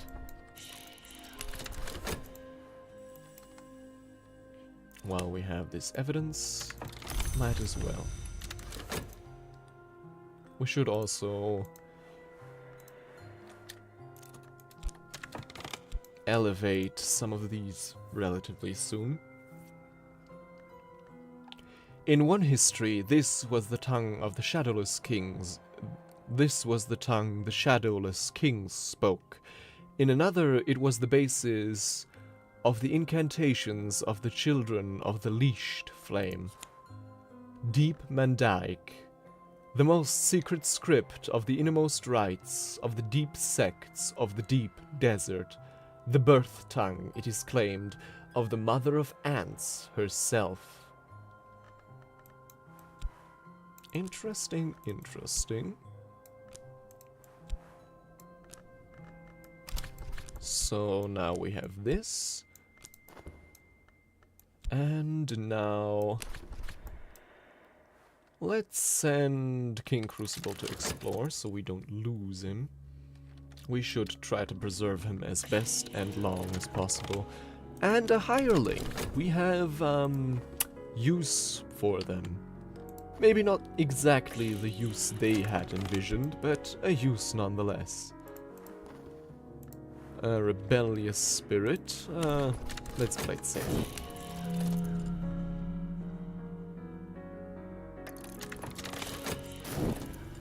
Fingers crossed and bated breath. Nice. Okay, now what do we do next? What do we talk of next? I mean, we now have the necessary lore to promote 𝐦𝐮𝐬𝐭. 𝐦𝐮𝐬𝐭 sleeps in fits and starts. She rises as dusk to do the things 𝐦𝐮𝐬𝐭 does.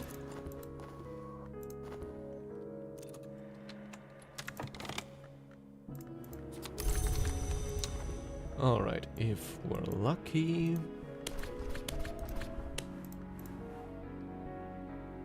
we can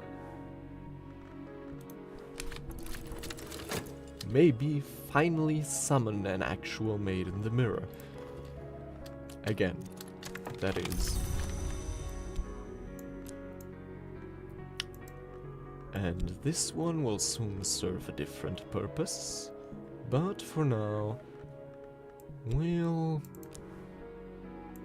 what will we do? Search the city again. Another hireling. Sure.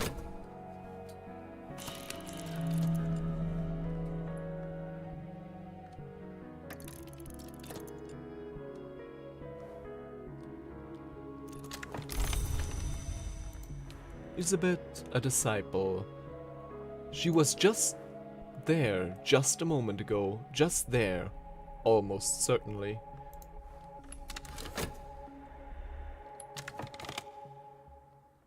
And this one must serve a different purpose now. Into the cupboard they go.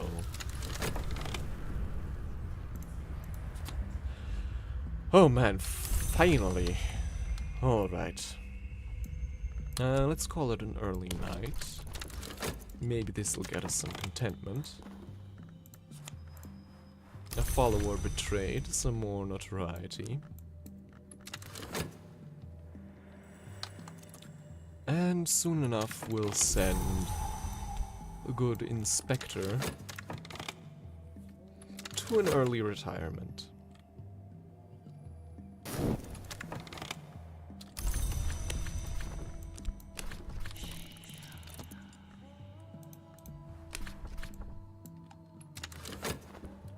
I think King Crucible is capable of capturing them, but I'm not too sure. I guess we'll find out.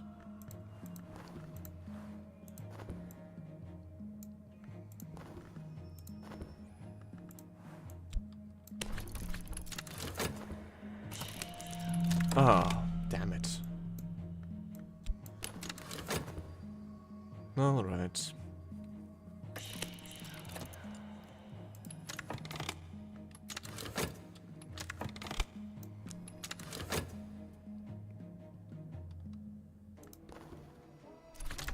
Hope this one won't decay before we have the chance to actually do anything with him.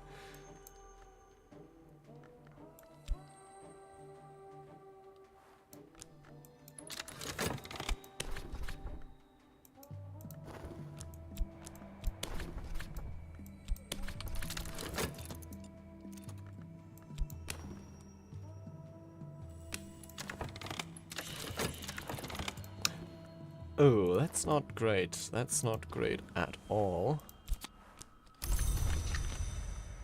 Where did that dread even come from? Huh.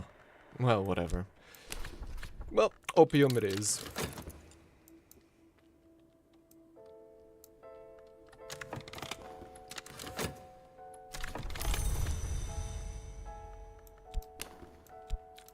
Cupboard for this one.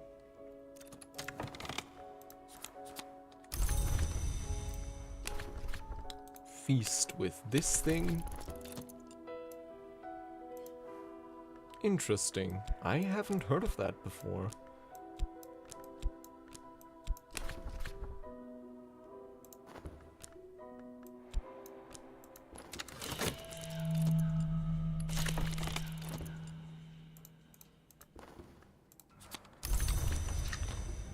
Benefits of privacy. Would have been nice if this had instead grabbed a notoriety, but whatever. We take what we can get.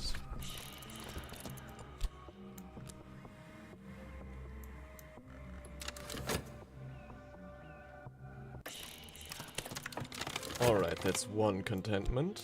Let's visit the 𝐥𝐻𝐸𝐬𝐭 club for a second one.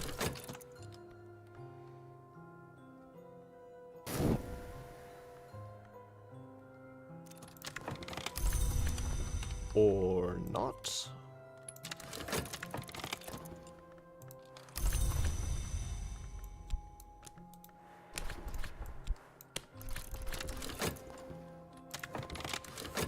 How much longer? There we go. Wakefield. This has been fun and all. Ah, one of the dancer endings. Interesting, interesting.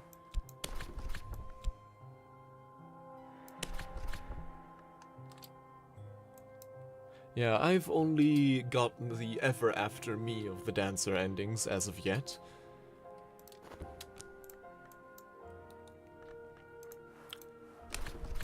What is this?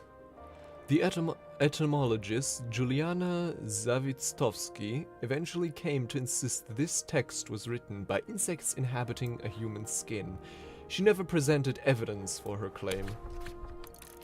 Let's translate this.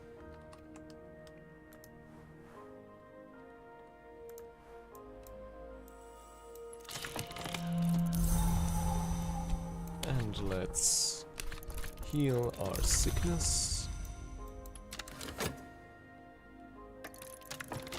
Hunting a hunter.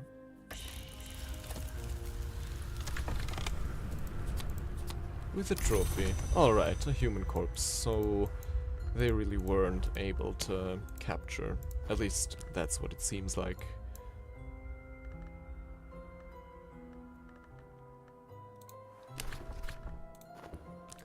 Let's actually send these two on an expedition.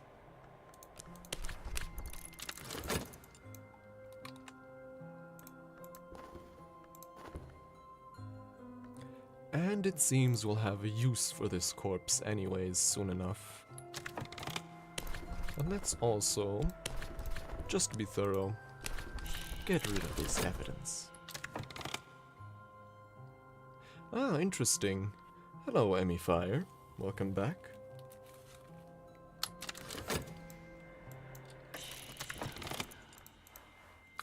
The Tantra of Worms.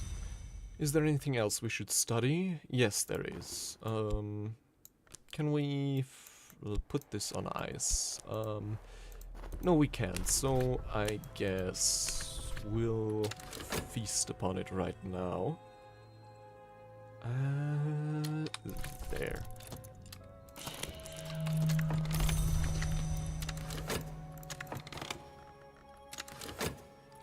What do we have here? Watchers and the worms in the world. Lantern or moth? Lantern, then.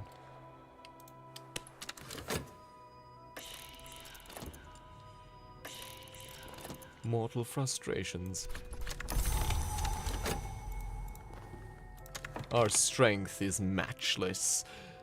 The Watchers will almost certainly regret standing against us. Yeah, with 22 edge, I would be quite surprised if they survived this onslaught.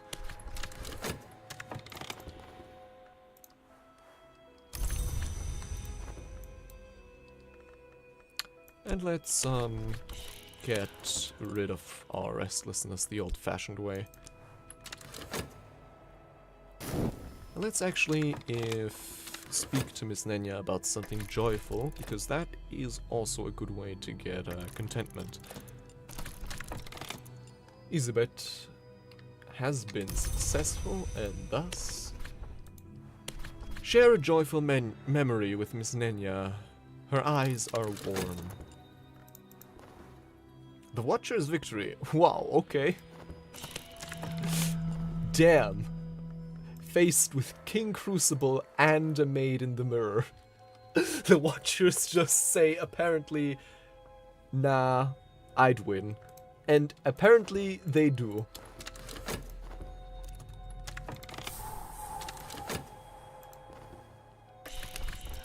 Alright, who do we have next? Oh my god. King Crucible burns low. King Crucible's fires have sunk to a lesser heat. For now, blackened traces remain like the bones of coal.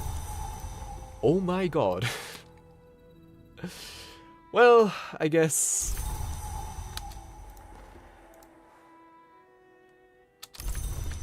we'll have to live with that.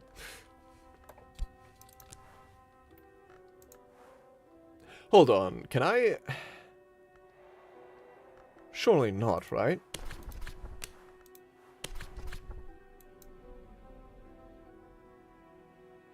Huh.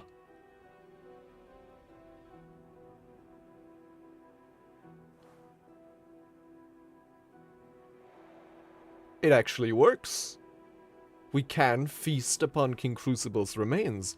I will set to grimly with water to rinse my mouth and to extinguish any unexpected fires. Yeah, these are just random circus clowns, apparently. King Crucible versus a car of clowns.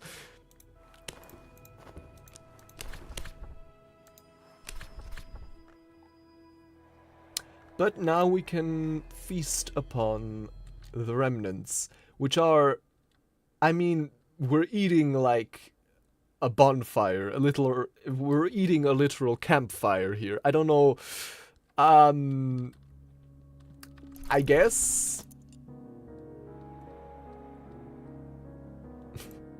I guess we're doing this. Feast upon Crucible's remains. Go up. I need only take a little.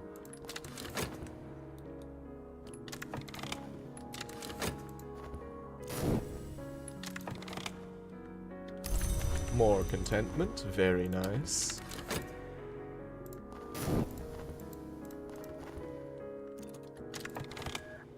Oh, another weary detective. Oh, this is also a good, wait. Okay, I've already... Oh, damn it, Pope... Wait. Oh, 𝐸𝐿 is only a believer. We have to work quickly now.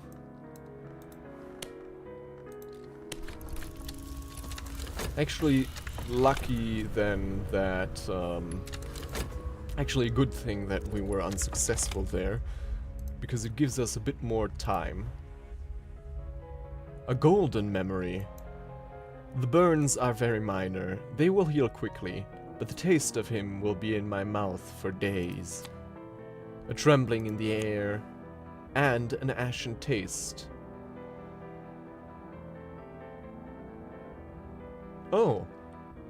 I have consumed the traces that Crucible left in the world. At the very least he will be offended. He might be enraged. I should not summon him again. Huh. Oh, that's a shame. Well, I mean, we've gotten 𝐸𝐿𝐴𝐻 from him. That's the important part.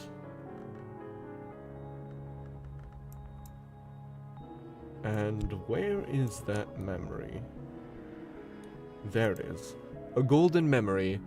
In fire, all the treasures of the earth are revealed. Interesting.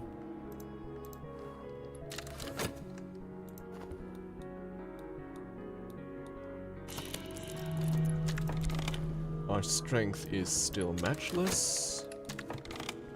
Let's get to translating, or reading actually, the Tantra of Worms. The Tantra explains various less than practical countermeasures against the worms, the serpents which are not serpents. Moth and winter are closest to them, and so understand their weaknesses, but both have their own perils. The lionsmith crushes them, but that's not recommended for mortals. Well, apparently we can use heart, which just as well. The Watchers end. Their blood pumps bright, then dark. They should not have opposed us. We move on. Alright, and now let's work in overtime. 𝐸 is now a believer. 𝐸 speaks earnestly of his theories to all who will listen. The stars as tiny wounds, the sun as a hemorrhage of glory. His poetry is more eccentric than ever. And he will have to rise higher still if we are to defend against the worms.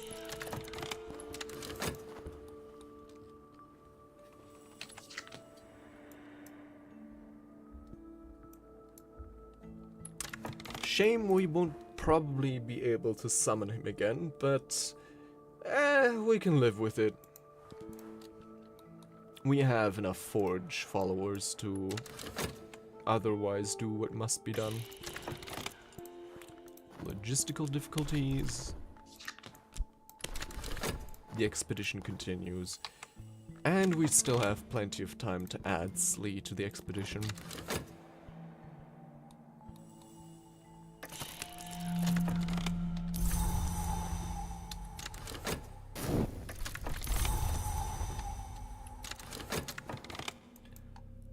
The worms have always been eager to inhabit us. Here are the practices which make us inhospitable to them. There are diagrams.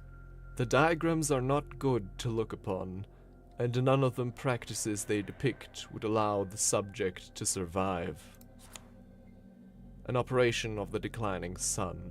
This invokes, acknowledges, and welcomes the passage of silence. Alright.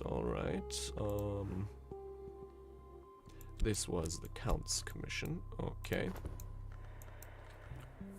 Now, what else do we have? The Leonine Tantra, and the Fire Circle Tantra, and also the Thirsting Tantra. I mean,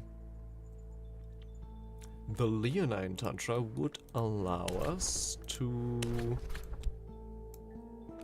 No, wait,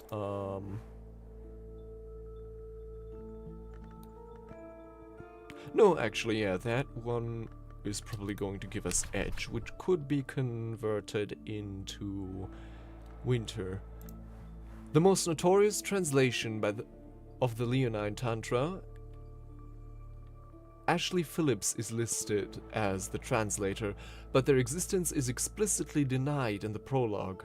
This confusion is characteristic of books which mention the great hooded princes.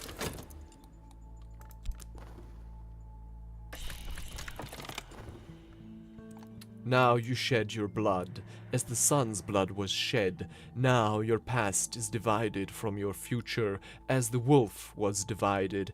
You were not born, your service ends only in dissolution. Arise in silence.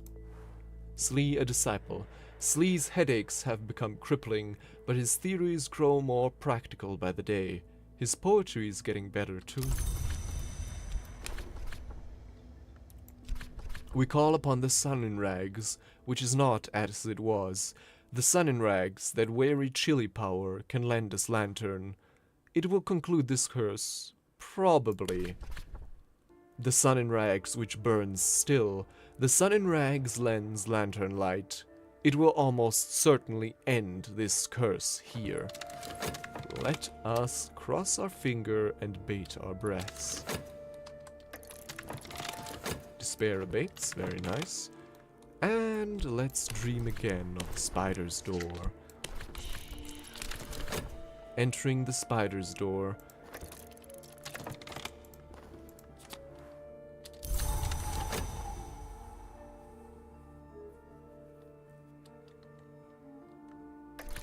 The curse shrivels.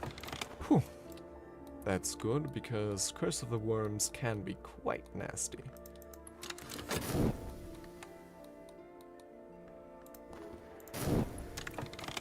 Right, what to talk about? Not much. Bleak thoughts. Where did that dread come from? The Leonine Tantra. Right, The Tantra describes, elliptically, the great hooded princes and the multitudinous ways in which they influenced wars against foreign invaders of the land of the Great River. although in a sense they were also invaders. Interesting.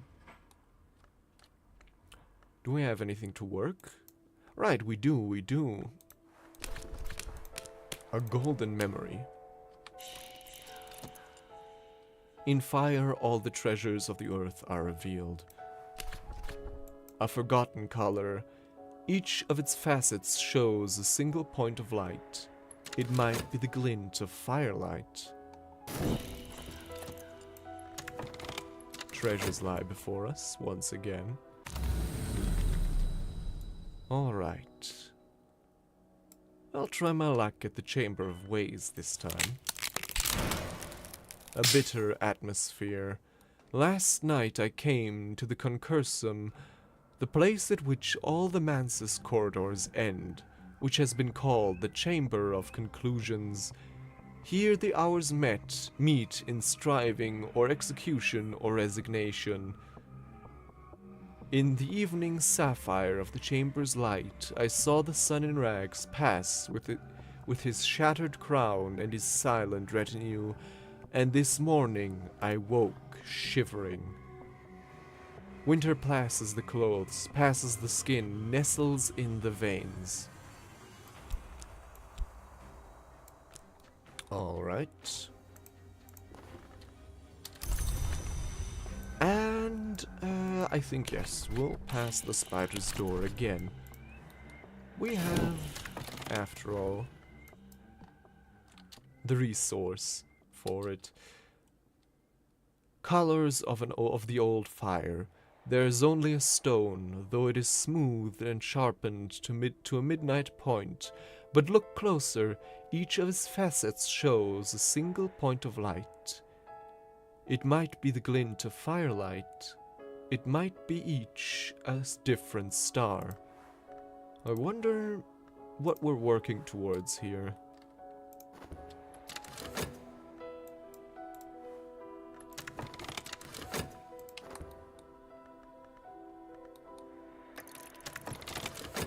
After the circus, in the striped tent coiling teratologies behind smeared and murky glass. In the great tent, dripping fog that nuzzles us like a hunting cat. Fog rank as an animal.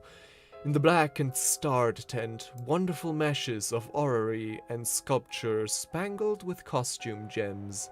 In the red tent, the waxen priest in the glass coffin, the books clasped to his chest.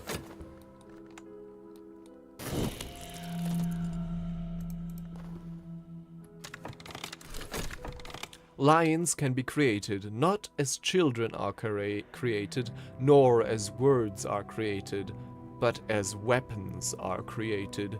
The great hooded princes learned to create lions from their spyings on the affairs of the hours, and not all lions now serve the Golden General, also known as the Lionsmith, of course. The Colonel has been many things in many ages. He is blind, he is deaf, he cannot be wounded, he cannot be denied. His names are cunning as only the very old can be. Interesting. Names of the Colonel.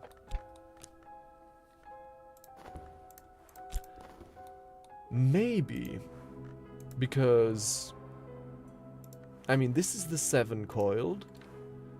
This is the Night Blue Mantis Haze swims. I don't know which one this would be. But this could be the Flint then.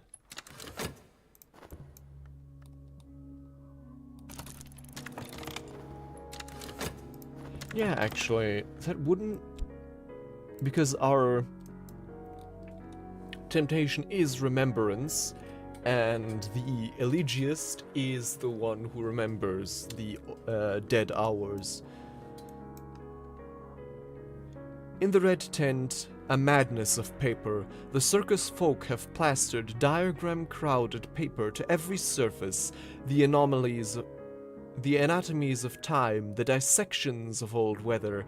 The place stinks of nowhere. We should burn it when we leave. A trestle table holds an unceremonious muddle of trophies and keepsakes. Some jumble to sell at the earliest opportunity. Old clothes, near worthless accessories. It might pick up a few pennies somewhere, but it's of little use to me. The ivory book. A writhing call. Lay your hand on these tattered folds and feel their warmth. Leave your hand upon it, and it will explore the possibilities of embrace. This will be very useful once we have a right with a tool, because then we can summon 𝐦𝐮𝐬𝐭. Guard side Sanskrit reader, also to sell. Well, let's do it right now, actually.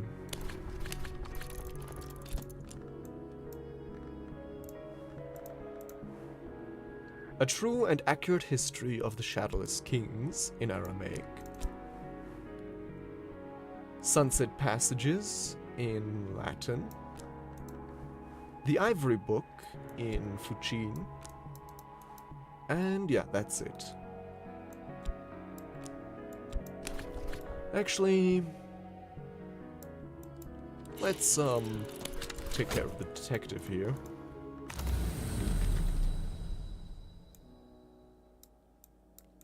A favor from authority, or we try our luck at the Maliari. Yes, very nice. Iotic essence. Last night in the Mansus I visited the Maliari, from whose fires one does not emerge unchanged. The forge's light fell upon me, and my heart boiled, and when I woke my blood burned within me so that I had to shed it in a cup before it overwhelmed me, and lo, 10 drops of it were not blood exactly, unless it be the blood of the sun. Perhaps I found the cup, and the blood is not mine. The forge seer's memory. Oh, right. Perhaps I found the cup, and the blood is not mine. The forge seer's memory. Iotic essence. In the later operations of the forge, the madrigal yields to the true forge of days, and the essence begins to redden. Someday, perhaps, it will not, but for now we have this. Very powerful in the forge aspect. Very useful, very nice. Also, I've just realized there's different backgrounds here. Some of them are wood, some of them are less concrete. I think the, no, wait, there's not really a clear... No real clear consistency what background corresponds to what. Oh well.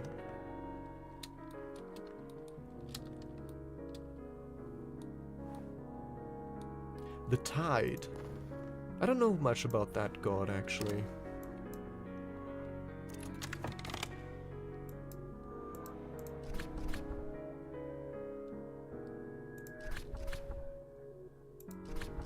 Might be the glint of a firelight. I've stalked the image like a hunter, never looking it in the eye. No pigment I have can express these lost colors, and so I must understate them.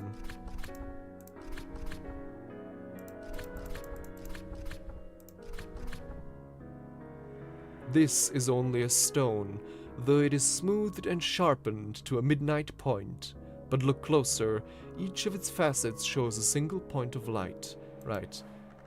Yeah, this is definitely the flint.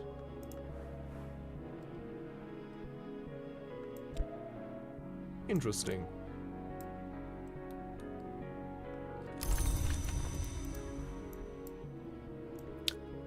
Alright, so that's, I mean, 2 out of 5, I think. Unless I'm mistaken.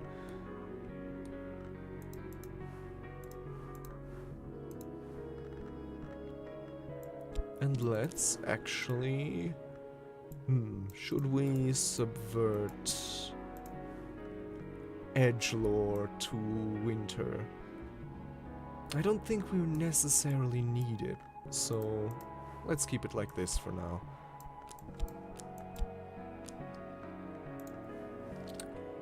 Instead, let's study something else. A true and accurate history of the Shadowless Kings. Isaac of Karth's History of the Shadowless Empire. I wonder if the Shadowless Empire is in reference to, you know, the British Empire on which the sun never sets. Though it could also be something else entirely.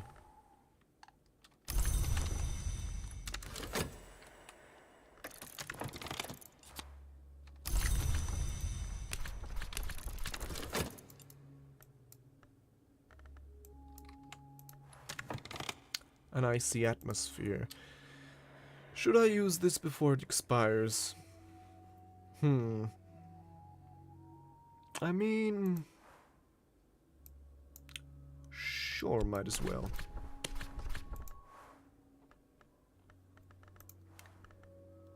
Using an invocation of knock and an assistant of edge. Oh no, wait, it's not enough. Right.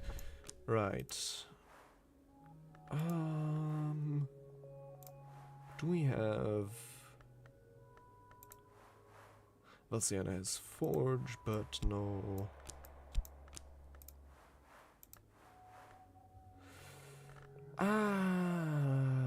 Alright then. I guess this will have to decay. Into Dread, but... we do have this contentment here, so shouldn't be too bad.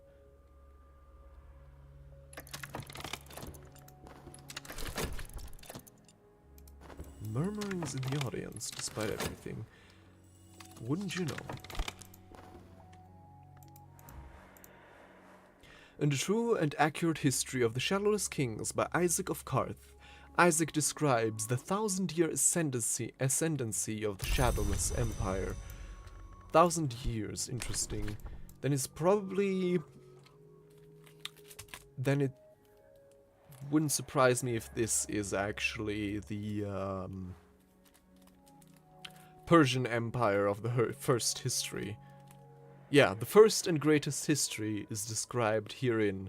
The Persian Empire, the sons of Achaemenes, the Shadowless Kings, the most glorious empire, survives the assault of Alexander the Great and flourishes as late as the 5th century.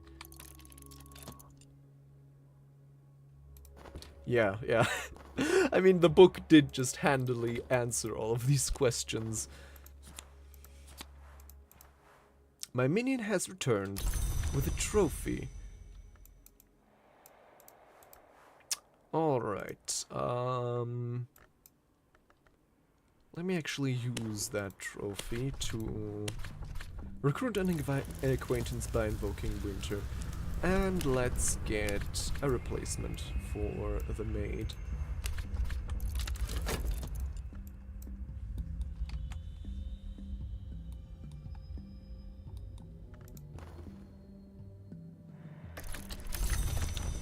Right, and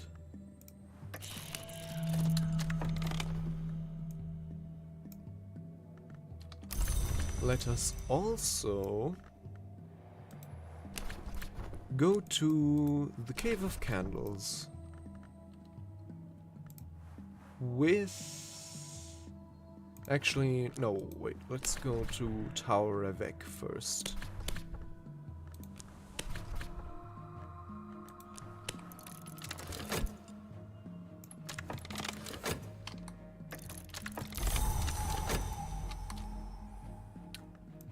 So, fingers crossed this summoning will go to plan. Let's also call it an early night, because we're gonna have quite a bit of dread here. Alright, yeah. Wonderful. 2 maids in the mirror. After the fall of Rome, the Shadowless Empire takes Byzantium under its wing and moves east against the land of the Great River. Isaac begins to recount the invasion struggling against the unskinned armies of the Hooded Serpents, but ends abruptly with a series of incantations that he claims allow the Shadowless Empire to persist. Formulae Vigilant, and an unresolved ambiguity. One who watches does not sleep, one who sleeps watches not, one who watches does not sleep, one who sleeps watches not. Use this in a rite with Byzantine Tinct and a meteoric bullet, or other resources of equal power, to summon a percussagant. Requires obsessive research.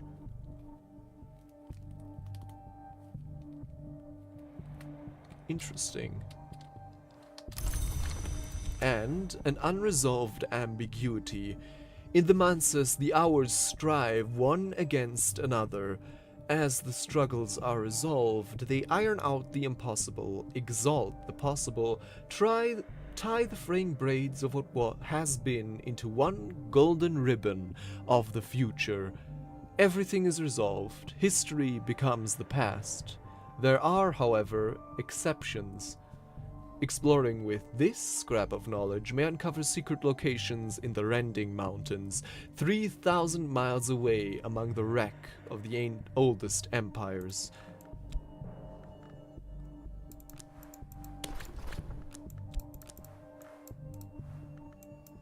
And the Formulae Vigilant. Very nice. Which will do admittedly little more than allow us to summon more percussagants, but nice to have nonetheless. What else? The Ivory Book. A manual of the Ordo 𝐦𝐮𝐬𝐭, an order of quasi-immortals who maintained a secret enclave at the source of the river Limia in the Roman province of Hispania Galicia. So modern-day Spain then. What do we have here?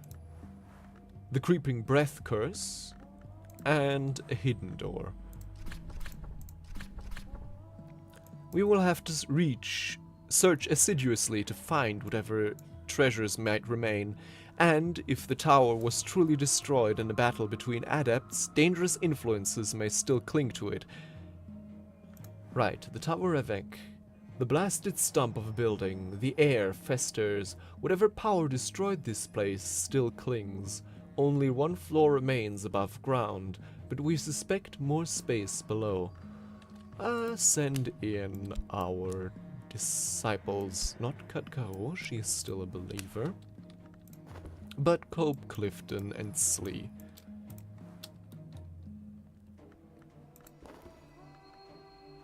Actually, let's also send the Maid in the Mirror. Less because we need her, more to keep her from decaying.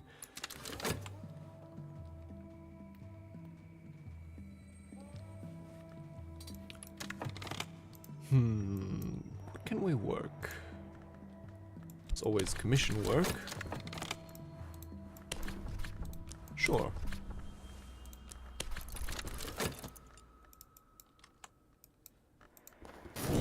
What could we speak of then?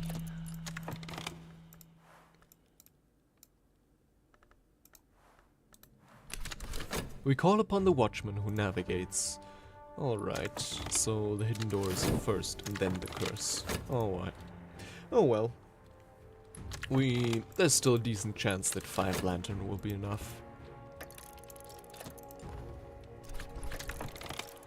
The Ivory Book. A manual of the Ordo 𝐦𝐮𝐬𝐭, an order of quasi-immortals who maintained a secret enclave on the source of the river 𝐦𝐮𝐬. Right, this manual was compiled by one 𝐦𝐮𝐬𝐭, who claims to have fled the tyranny of the 𝐫𝐶𝐬𝐵 throne to cross the world and join the Ordo. Interesting. Members of the Ordo took an oath, the Ivory Chain, not to have commerce with the Hours. Followed literally, this would be almost impossible for an adept, so the manual contains numerous clarifications, exceptions, and processes of indulgence. Right. No deals with the hour unless, you know, it's useful or something.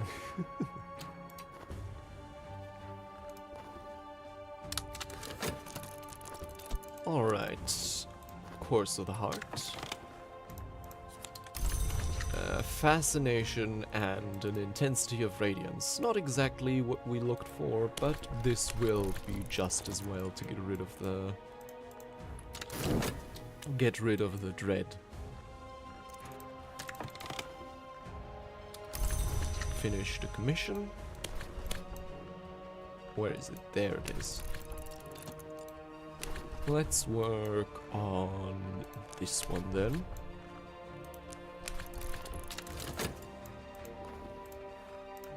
Interesting that this one needs reason. I would have guessed a heart would need passion. Whatever. An 𝐦𝐮𝐬𝐭. Currently working on Count Yanning's commission.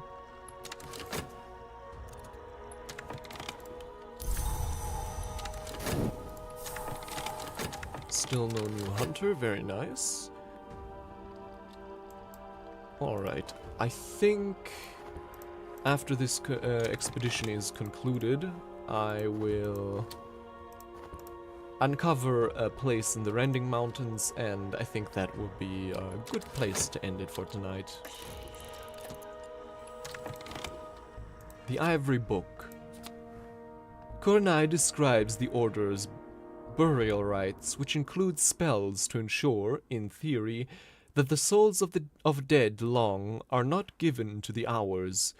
The Hour called the Ivory Dove, who memorializes and commemorates, is to be invoked in secret in these rites. For with that Hour we have made an understanding. Interesting, so the Ivory Dove is a way to escape, in a sense, damnation after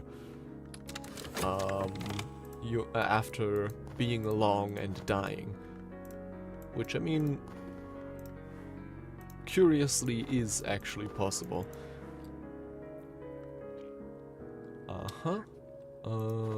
10 heart, yeah, that should be enough.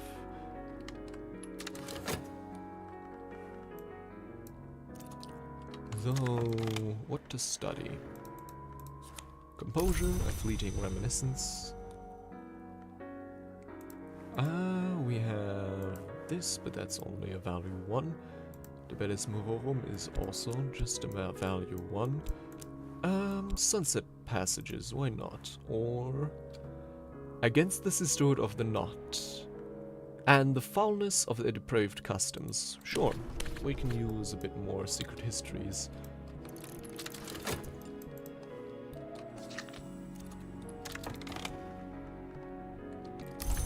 Finished our manuscript. Let's hand it in right away.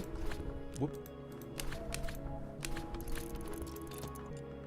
We've also, I mean, we gained the sunset right again, but we already had it, so... Yeah. Go. Reason and passion. There we go.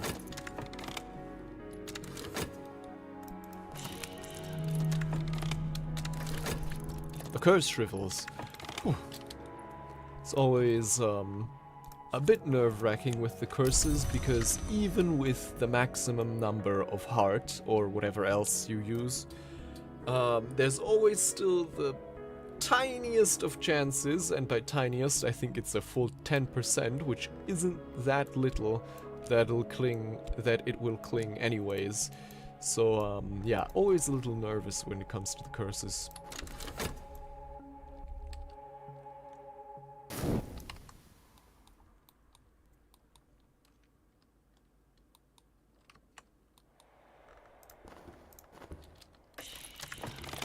Treasures lie before us. Right, fascination. unfortunately, that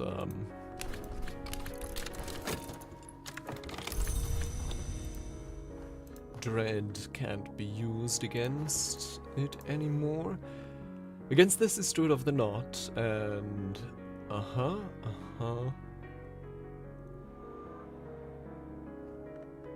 Right, the text hasn't changed, so let's just read it. Hieronymus claims that the powers served by the Sisterhood of the Knot made an arrangement. The Thunderskin loved the 𝐸, and the Grail destroyed him. As restitution for the destruction of the Axe's loved ones, Hieronymus' writing becomes incoherent with rage at this point. Right, the Thunderskin loved the 𝐸, and the Grail destroyed him as restitution for the destruction of the Axe's loved ones. But the ring 𝐸 still exists, so... I think I read on the exact details of how this works a while ago, but I don't really remember it, to be entirely honest.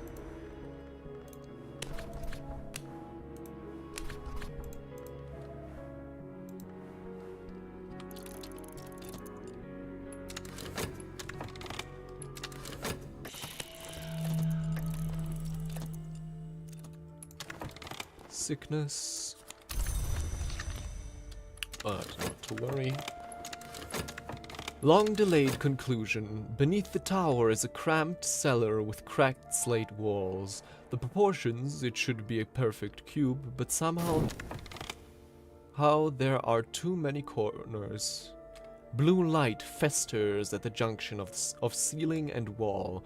The floor flexes slowly, like the skin of a bubble.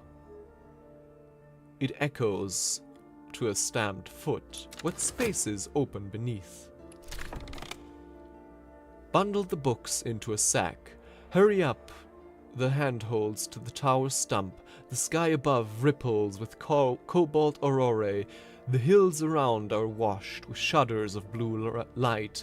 There's a high and singing sound from the stones of the tower as we leave. Lightning cracks from the sky, and suddenly everything is silent. The tower stump is gone. Considerate of it to wait until we were gone. Bitter black salts. No ordinary chemist would produce these dark gleaming crystals, not without the touch of the forge. How the end will begin. A book of bleak prophecy. I think that one is strong enough to give us the intercalate right, I think, even, though I'm not sure. The Twin Serpent Tantra, a tantra shrouded in particular obscurity. That's going here. And the Furious Tantra. As later transcribed by the medium and pyrotechnician Jacob Oliver Top Mugglestone, tradition has it that he found it seared in the bark of an oak by lightning. Interesting. Now let's explore this unresolved ambiguity. The rending mountains, it has been said, tear the flesh of history. It has generally only been said by people like Christopher Illopoli, but still, they are a good region to find the places that daylight history does not recognize. Yeah, later on, basically everything you find has to be translated, but we are patient, are we not? Though I do wish we had some more rights by now. Also, what's our appetite doing? Not much, surprisingly.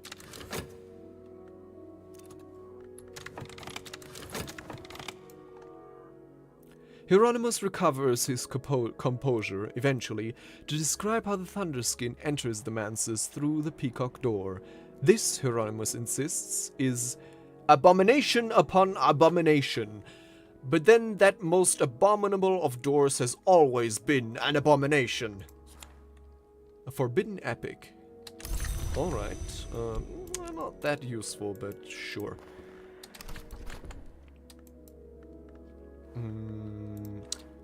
What else could we read? The Twin Serpent Tantra. That one might actually give us enough knock to approach the peacock door.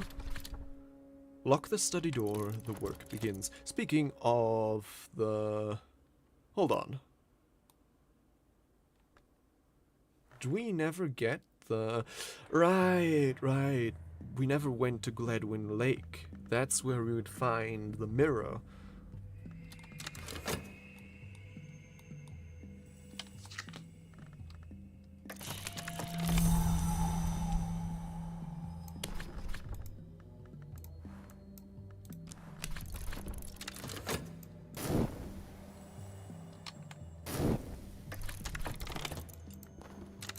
Hunger that grows in the dark earth.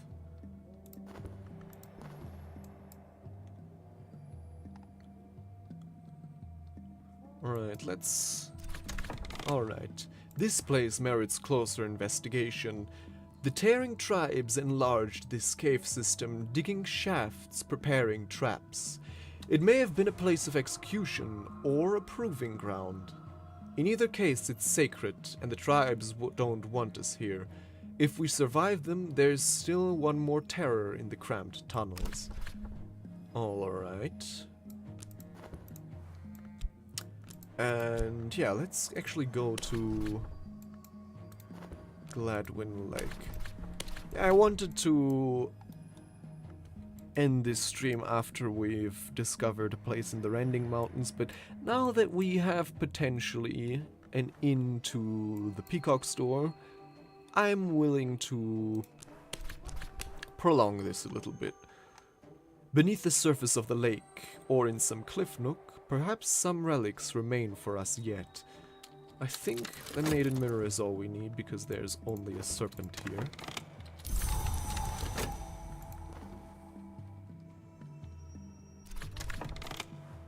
The Twin Serpent Tantra. Just before the outbreak of the Great War, Alexander Sparrow, almost certainly a pseudonym, published leaflets claiming the influence of snake princes on world affairs. The text is called the Twin Serpent Tantra. The text called the Twin Serpent Tantra was his primary inspiration. Just before the Great War. Interesting. Oh, that, I don't think so, because, I mean, we still have 2 memories left here, and I have no idea. I think 2 memories, maybe more, and I have no idea where we would find those. One, presumably through 𝐦𝐮𝐬𝐭, but the other, who knows? The Tantra describes the Great Hooded Princes, a dynasty of princes of unclear origin, engaging in prayers, sacrifices, and poetry in honor of the Key Serpent, the Crossroads Twins, and the Mirror Queen. So, the Key Serpent would be the Mother of Ants, I think. The Crossroads Twins, the Sister and Witch and the Witch and Sister. And the Mirror Queen would be the Meniscate. Nagi encircles, Nagi arises from wounds, Nagi spares those who are already harmed. Speaking of Nagi, I think that's what we'll find here at Gladwin Lake, or at least the serpent. Yes, exactly. Oh, and my patrons are available again. What do we have here? Histories, unsurprising, from Dr. Ibn Aladdin. That's also possible. I would suspect that several of the expeditions give you potential inns to paint, because, I mean, what if you know, go on expedition before you've unlocked the dedication? I don't think the game would go as far as to softlock you. Very substantial edge commission.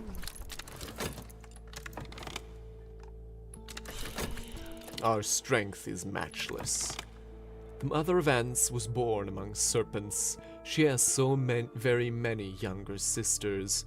It can be defeated in battle, or it will respond to the mother's power. Eyes like gas lamps, scales like black jade. A serpent is a powerful foe, but it's nothing before us. Moth. Commission and heal. A serpent tantra. The great hooded princes are described as having escaped from the history of their death to a history where they yet live. The text claims that there are now 108 of them, but in one of many instances of twinnedness, before they crossed from their death chronicle, there were only 54. Interesting. A Meniscate invocation and a rite of the Mother's Mercy. The assistance is offered in sacrifice to the Mother of Ants, but the Mother mows healing as well as poison, and she will be merciful, accepting the substitute of a lesser offering. Usually, the experience is not reassuring for the assistant. Alright, another rite. Not the necessary power, I think, to enter the Peacock store, but a stepping stone to get us there, hopefully, soon enough. Then let's instead try our luck with the Furious Tantra, maybe, or the Fire Circle Tantra. The Furious Tantra, why not? Because I think the... Actually, let me just check what principles will get us to the Peacock door. So, Glass Garden via keys. Via knock, I mean. Not Forge. Potentially Lantern.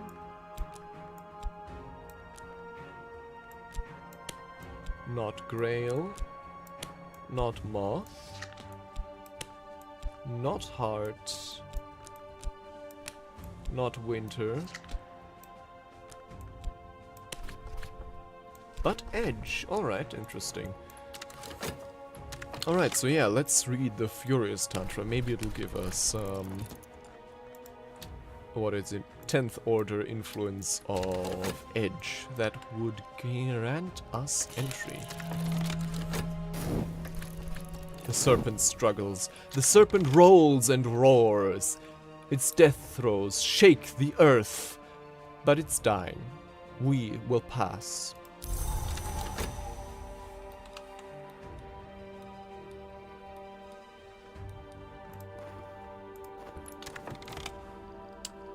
Now, let's see.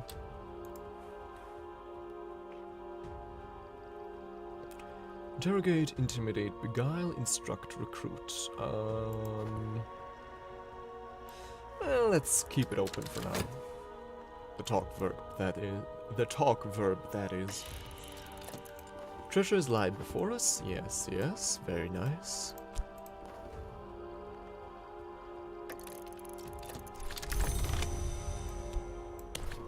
The Furious Tantra. Later transcribed by the medium and pyrotechnician Jacob Oliver Top Mugglestone. The tradition has it that he found it seared in the bark of an oak. Seared in the bark of an oak by lightning. There we go. This tantra describes the uses and dangers of anger. It cautions that anger does not always survive transformations. Interesting. Yeah, pretty resolutely Edge, but the real question is, Edge of what intensity will it give us? The chapel root. There are ruins beneath the water, just beneath, at waiting depth. The lake has risen a little in all these years. but not enough to keep us out. The chapel crypt is flooded, and the water soupy with old corpse matter, but at least we bring up a wax-sealed coffer. 18th century? No older than that. Let's see what's within. 𝐦𝐮𝐬𝐭 style. Those indignities perpetrated by the deceitful fraternity of obliviots. This book is famous for the incoherent fury of its tone, as for the knowledge it contains, in Latin. Alright, so I guess I was mistaken and the mirror was actually somewhere else. Maybe in 𝐫𝐞𝐯𝐬𝐭 scratch then. Alright.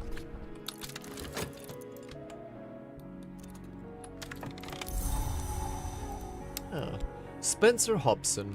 Hobson has been a journalist, a private detective, and, rather briefly, a priest. Now he's an agent of the Suppression Bureau.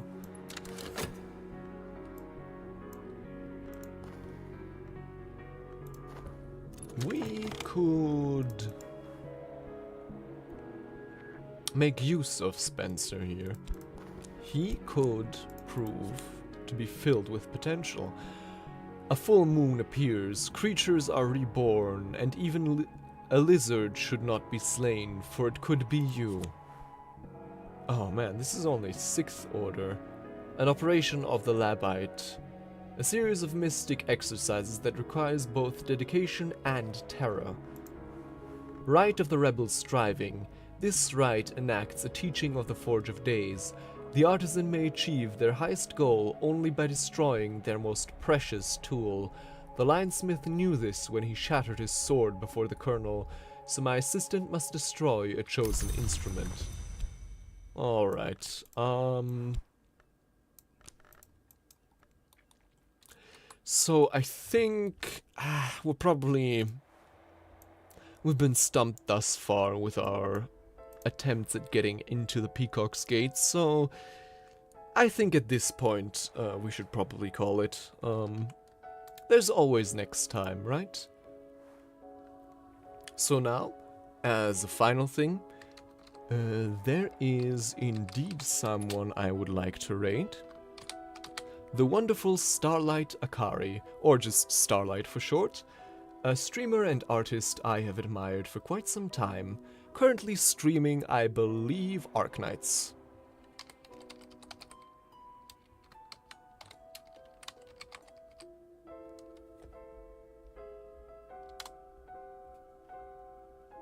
Alright then. Now, with everything else settled, I will save and exit, and until next we meet, hopefully tomorrow, maybe the day after that.